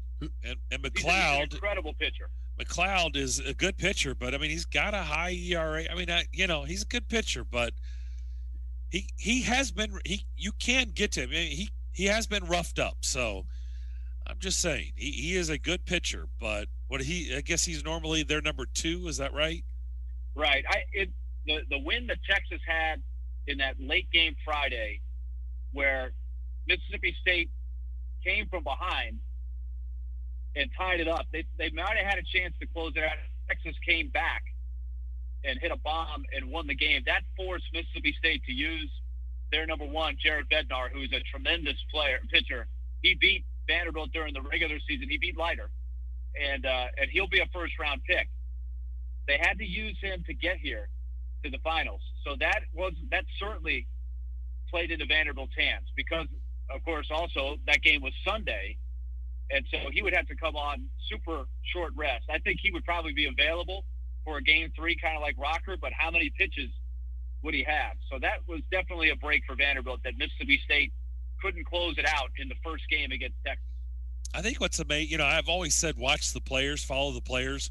In hockey, they'll tell you who scored. In the Mississippi State-Texas series, watch the players. They'll tell you like you said, you referenced the home run, the 3-run homer in the 9th. When he first hit it, it didn't, when I was watching, it wasn't like I went, oh, man. It was just, but his reaction immediately was, oh, that's gone. It was like boom. Holy cow. Yeah, I just nailed that. That's a 3-run homer. And I was like, wow, he told us that his body language said that was a home run. When it came off the bat, I didn't see it like that. But obviously I'm not there. But then when Mississippi State, I think what cracked me up in their win Saturday night is the minute it went off that kid's bat. I mean, he already had his hand. The first step out of the box was his hand up in the air and the number 1 finger like, yeah, baby, we just won. First step out of the box. That runner was at second. Well, yep. but like you hear major league players, they'll say, I knew when it hit my bat, like it was gone. Like, cause you just, the way it feels. Do you get that same feeling with the ping, with the aluminum or the composite bat that they use, that you just, with how it feels on your hands, that whether it's gone or not? I think you do. I think you do most of the time. But what's funny is that kid was a bench player who was a defensive replacement. He had not had a hit in about a month. And so I can relate, especially in the minor leagues. You go into a slump, you don't think you're ever going to get a hit. But he seemed very confident as soon as he hit it. But that was sort of an unlikely hero. But that was part of the story for Mississippi State. That was a great game too. Man, it's been one of the most fun World Series, I think, to watch. It really has. With the whole COVID thing aside, that was a shame because I think there would have been a lot of drama between Vanderbilt and NC State, as we know, that we didn't get to see because of the circumstances. But what's done is done. Yeah, no, you're right about that. I mean, that is one thing I am mad about NC State. This has been an incredible College World Series, and now it's going to be forever clouded by this because there will just be a faction of people that are, going to put an asterisk or whatever you want to, they're just not going to give it its just due because of what happened Saturday morning. And I hate that because this has been a lot of fun. It's been a great College World Series. But like I said, it's now going to be forever clouded because of this incident on Saturday morning. And when you think about that, you're heartbroken. I completely understand the outrage and the frustration and whatever you want to call it from the North Carolina State followers, because we all know what it's like when you watch a team march to the World Series like that. It's a special journey, right? You go through all these things, and then it's You get the stop sign put on you. But I don't like that what happened was Vanderbilt becomes the target in a lot of people's mind. It's just kind of an irrational, outreach, and that's the bad part of it. And I found, and you go back, and that's why I keep saying D1 baseball. Read Kendall Rogers' article. It had nothing to do with Vanderbilt, so it should not be held against Vanderbilt that it happened. You can go into a lot of discussion on the protocols and, what are there inconsistencies in the protocols? Like we talked about it all last summer, right? With the weirdness of protocols. Hey, I can go to the grocery store, but I can't go to a game and sit outside. We talked about it a lot, right? There's always inconsistencies in all protocols that we've had to deal with all that. But those were the protocols. But at the same time, I completely get the emotional outrage that you got to be mad at something. You're going to be mad at everybody, right? Sure. You're going to just deflect because you're going to be mad at the world when that happens to your team. But don't take it out on Vanderbilt. Right. I mean, just stop it. Like, what do you want them to do? That's the thing that, yeah. We started the show, Willie, talking about, and Darren is like, I just finally got off Twitter because I just couldn't take it anymore. And it got to me. I'll admit, it got to me. Like, I kind of put out there yesterday, like, I can't, explain to me how this is Vanderbilt's fault and that they did something wrong when this was just a situation. And I don't look at it as anyone's playing victim here with them. They were in a tough spot, but as NCAA, you got to make a ruling. You got to move on. You can't just hold up everything because who knows how long that's going to last. And, Vanderbilt benefited, but that's just where we are right now. So I just don't understand the vitriol against Vandy. Right. Well, the thing that to me set it to a new level was when the guy, and we quoted a couple of his tweets because he had some info on Friday. Giglio or whatever his name is. It reminds me of the old Ben Affleck J-Lo movie, Jiggly. What's that guy's name? Ben Giglio or something. He took the quote that Tim Corbin had after the game, right? And the question had to do with, hey, you guys kind of struggled there. That wasn't as easy as you thought. And he said, well, we got a positive outcome. That's all that matters. He took that quote and he put it in there the next day as if he were saying that, like, too bad for NC State, but good for us. We got a positive outcome. That's all that matters. The quote was completely misused, I think, intentionally to try to make Tim Corbin look bad, and it sort of took off. And again, it was gasoline on the fire for all the really frustrated NC State fans. Yeah, and that's what ticks me off. It's bad journalism.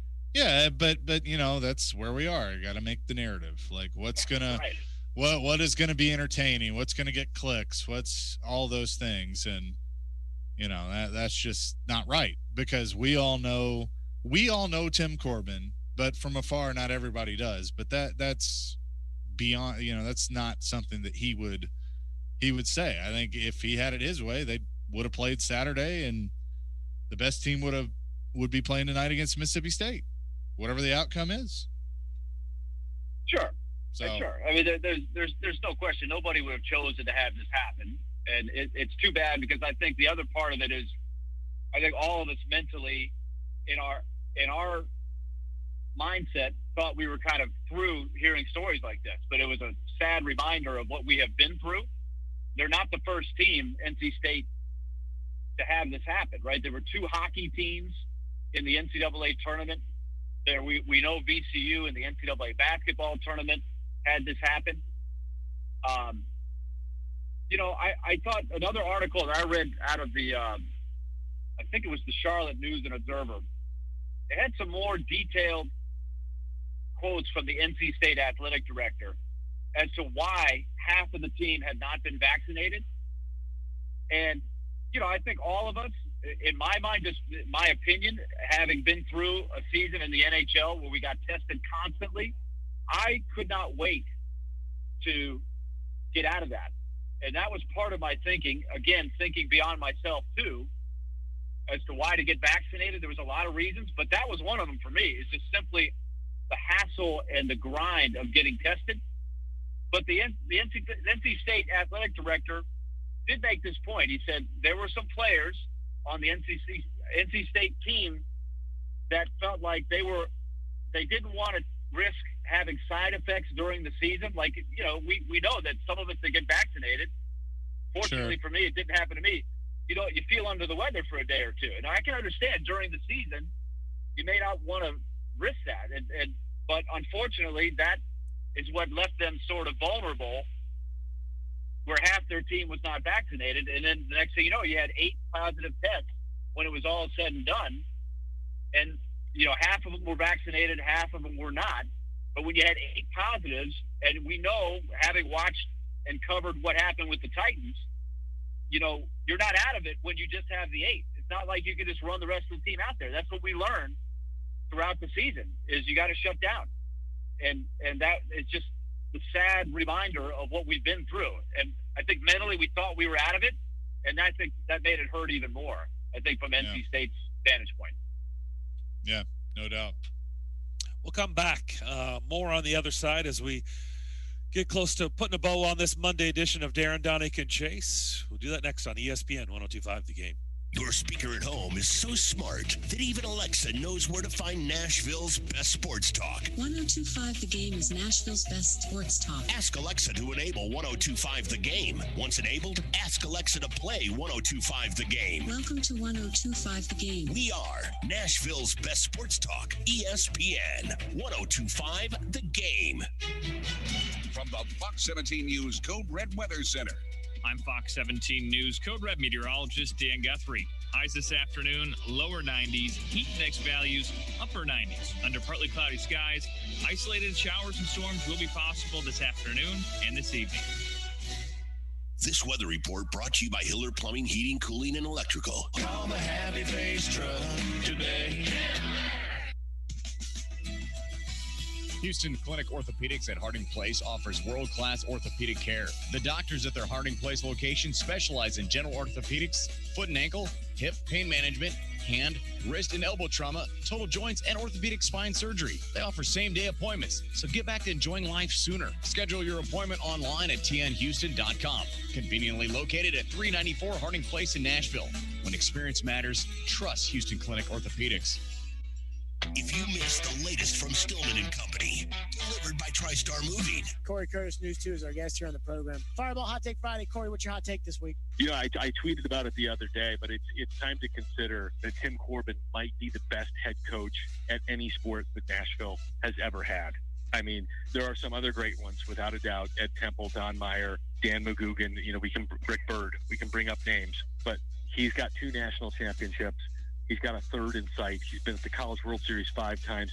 He's got enough major leaguers to produce a whole roster right now. And he has turned what was a garbage program into the finest college baseball program in America. And I say he created that because he created that. Vanderbilt didn't create that. Tim Corbin created that. If there's a Mount Rushmore of coaches for Nashville, he's certainly on it, and he might be first in line. Tune in Stillman & Company with Jared Stillman. Weekday afternoons from 2 to 6. On ESPN 102.5 The Game and the Game Nashville app. Blue Star medicated ointment gets 5-star reviews from our loyal users for fast relief of the pain and itch of almost any skin irritation. Blue Star soothes insect bites and fungal infections. It really works on the summer rashes I get every year. I had psoriasis on my elbows. Blue Star worked wonders. Amazing stuff. Smear a bit on and the itch is gone. Look for the white box with the Blue Star in the first aid section. Feel Blue Star work fast or your money back.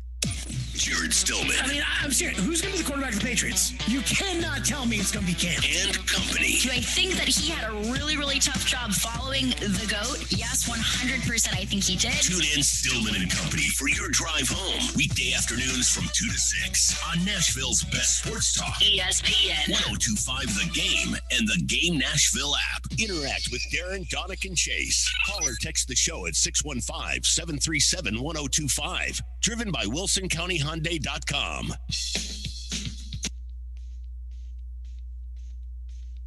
Don't forget, Nashville SC fans, 94.9 tonight from 7 until 8 o'clock. So the 7 o'clock hour, NSC Backstage. They had their inaugural show last week. They'll have show number 2 tonight during the 7 o'clock hour. Tonight's special guest will be Nashville SC coach Gary Smith. You can watch the show online via the game's Twitch, Twitter, Facebook, YouTube, and theGameNashville.com. NSC Backstage brought to you by Camarena Tequila, the official tequila of Nashville SC. Back here on Darren, Daunic, and Chase. Darren McFarland, Willie Daunic, and Chase McCabe with you. Game one also. We talked about game one in Omaha between Vanderbilt and Mississippi State at 6 o'clock. An hour later, they will drop the puck. Tampa and Montreal in the Stanley Cup final. Game one tonight as well. So good sports night to take in if you want to get some game ones under your belt. Not any game ones in the NBA.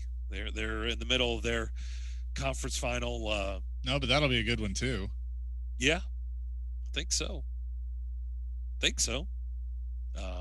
yeah, they're not quite there yet to the NBA finals. But Willie, what do you make of? They'll get to that in August. Sometimes it feels like that with the NBA, especially when they used to take these unusually long breaks in between. Like, okay, we got it done. We'll start the NBA finals in a week and a half. What? They used to do that a lot. It drive me crazy. So, Willie, what do you make of Montreal and Tampa getting cranked up tonight? I think it's a classic underdog. I was looking at Sports Center, and I think they listed, you guys may have already gone over this, but the biggest underdog ever in the Stanley Cup final, the Canadians are among them. Really? I think it was, yes. Oh, wow. I think they showed 2002 Red Wings, and I think they played the Ducks, if I've got my history right. I think only that one was a bigger, wide margin in terms of favorite than this matchup here. And it's just a testament to how good Tampa Bay is. But that doesn't mean that Montreal can't just keep doing what they've been doing.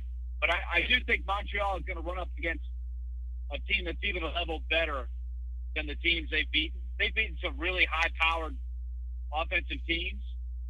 But I think Tampa, especially when you add Vasilevsky, is one level better than any of these teams. I don't know if you guys agree or not, but I think their formula will be hard-pressed to get through it. But that being said, if they stick to it, they're going to be in it if they keep getting great goaltending by Price. Well, the good news for Montreal is everybody, including us, have doubted them since game one of the start of the Stanley Cup playoffs. So that's the good news for them. I said earlier in the show, as much as I'm rooting for Shea Weber, I don't see a scenario where this Montreal team actually beats Tampa. I just think Tampa's the best team in hockey. I mean, that you just look up and down their roster. We've talked about it all year. They were in the Predators division. They played them 8 times, and we got a up close and personal look at Tampa, and it's not fun when you're the opposition because they're just so loaded. I just said I just can't imagine. I don't think Montreal is going to get swept, but I said Tampa in 6 seems pretty logical. Could I see it in 5? Yeah, I could. But I think there's a real shot, Montreal stretches it and it goes 6, but I just see no scenario where Montreal wins. But like I said, the good news for the Canadians is they've been doubted since day one in the playoffs. So they've gotten to this spot.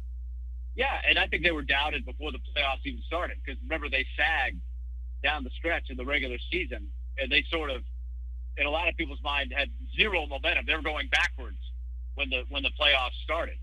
But this observation was made, and I thought about it too as I was watching Tampa win Game 7, 1-0. Tampa, of course, on the surface, you see those names: Kucherov, Stamkos, Tyler Johnson, Braden Point. They've got a ton of guys. Victor Hedman. You think offense, right? But the real thing that separates Tampa is they are a tremendous defensive team. They can win 1-0 game. They were able to lock down the Islanders. They got ahead 1-0. They played the road, protected 1-0 game. They didn't do anything dumb. They did not open the door, and Vasilevsky, didn't give them anything. So you know what I'm saying? Like, they can beat you any way they want to. They need to beat you, right? If you want to play run and gun, they can they can do that. And, of course, Montreal wants no part of that. But they can play that back alley game as well that they just went through. I think it's going to help Tampa having played the Islanders because Montreal plays the same way, right? And so they've already been through there, done that. And this is another one of this is what I knows from the past. I really felt like the winner of the Tampa-Carolina series was going to make it to this point. I just felt like those were two great teams that had no weaknesses. And I don't know how Carolina feels about it, in the aftermath, but they may have just lost to the best team and had to play them in the second round. Yeah, but I mean that's kind of the format we've seen, the last few years. I mean, I know obviously this year's different, but you're going to have matchups in the second round that are worthy for the conference finals or beyond. But I agree with everything you're saying, though. I think Tampa is too much to overcome. Not taking anything away from what Montreal has done. And it's been a fun story. And obviously Shea Weber is somebody we cheer for and want to see do well. I would love to see him hoist the Stanley Cup. That would be awesome if he's able to do that. But it's asking a lot. And also the thing that really sucks for Montreal is you don't have the atmosphere to capitalize on. Are they going up at all? Are they going to add to the 3,500? Is there any chance of that? I'm not sure if they are, but I mean, you're adding to 3,500. Like, I mean, think about what it would be like in Montreal in normal times if that place is packed. Well, you see this is again one of those things where you start looking at protocols and you ask, okay, you can do this, but you can't do that, right? There's always that. But somewhere the health officials have to make a call, right? They have to put the guidelines in and go with it. But you see inside where they have 3,500, but outside you have this huge amount of people in the streets of Montreal. Now they're outside, right? I guess that's the line that they're drawing. If you're outside, you're okay. But you guys see that. I mean, they have a sea of people downtown going wild watching it outside. So you know how badly they'd love to come in there and watch that, but they're watching. Yeah. Look, how could you not look at that and do? I mean, I've done it. Like, what are you doing? Wait a minute. You can have this scene outside, and I get it. You could say, well, it's outside and open air. But you can't put more in the building, really? Especially even if you wanted to say you have to be vaccinated, somehow I would think you could go to 7,000. That place is huge. That place, Bell Center, holds well over 20,000. We'll say it's the second largest in the league, right, to the United Center? Yes, it's humongous. You got to tell me, you can't tell me you couldn't get more than 3,500 in there. I would think so. I mean, but still. Especially if you say we're adding people, but they're all vaccinated people. I don't know. I'm just throwing that out there. I know their fans are clamoring. Somebody said this on SportsCenter. I don't know if I have this exactly right, but because the tickets are so scarce, they're going for like $11,000 on the secondary market. Check that. See, I don't know if we can look that up real quick, but that was thrown out there. Of course, this is Canadian dollars, but still, we're talking Major Jackson right there. Well, let's see here. Let's see if I can find this. So that would be game 3. Yeah, there is an article saying they're sky high, and so they're going 3,500. Ticket broker Vivid Seats has nothing under $5,000 to attend game 3. Well, that's a little different than 11,000, but still. Yeah. That's a lot. StubHub had only one option under 4,000, and everything else was higher than that. For comparison, all right, hang on. What's the highest? Is the highest 11,000? Is that maybe what I heard? That's probably what you heard. I was just looking at an article. Imagine the Yankees. Imagine the Cowboys. Oh no. And they make the Super Bowl again, right? But this is the most storied franchise in hockey. They've got all of those championships. They haven't been to the finals since 1993, but they won it. Well, if you remember what the prices here in 2017 were crazy ridiculous. I mean, I heard of people paying that here. Yeah. Okay, so this is what I can do for you. 10,000. I mean, it was insane prices. I mean, I didn't hear anything like under $4 or $5 grand for a ticket here in 2017. So center ice, section 101 at the Bell Center for Game 3. 2 tickets, 20. This is Canadian, but 20,000 apiece. Wow. Unreal. That is unreal. Red Center, so on the other side, 113, 22,000 Canadian to get in for Game 3. 300 level or better is at about 5,300. Now, you remember there's a 30,000. It's over 20,000. It's over 20,000 fans there. So I can tell you, because the gondola where the broadcaster and the media thinking that hangs out over the ice, the 300 level is way up there. It's way up there in that building. And we're talking $5 grand for those seats. That's steep. Yeah, but I mean, the thing is, you're going to have people that, of course, are going to pay that just because. Oh yeah. It's been forever since their team's even been there. And I think what happens too is the Canadians. This is why I think I broke up before, but a Canadian team hasn't been to the finals in 10 years, and a Canadian team hasn't won the cup since '93. So, like, the whole nation, the whole country is going to root for the Canadians. Probably, I don't know. I don't know how that works. I wonder if, like, even some Leafs fans would do it. That's what I want to know. Non-Leafs fans probably jump on the bandwagon. Like, even Toronto, are they in? I wonder. In 2017, I had Predators fans tell me it was cheaper for them. That how they were able to go to the Stanley Cup final was they went to Pittsburgh. They said it was cheaper for them to fly to Pittsburgh, buy a ticket in Pittsburgh, than to try to go to a game here at home. I believe that. Yeah. That's how crazy it was here back in 2017. It was cheaper to fly to Pittsburgh, go on the road, and get a ticket there than to actually find a ticket and pay what people are asking for at Bridgestone Arena. Yeah. I mean, I had a conversation with somebody from Toronto one time before the Predators really hit it big, that they flew in for like a Monday night game in Nashville. Yep, we've had those same. And it was cheaper for them to do that, to come watch the Leafs play the Predators in Nashville, than go to a Leafs game. Yeah. Yeah. So. We've heard that too. Yep. Good stuff, Willie. Tough break. Hate that it didn't work out, but man, they should be really proud to get to the Final Four of a big, huge tournament like that, being a nationally ranked team.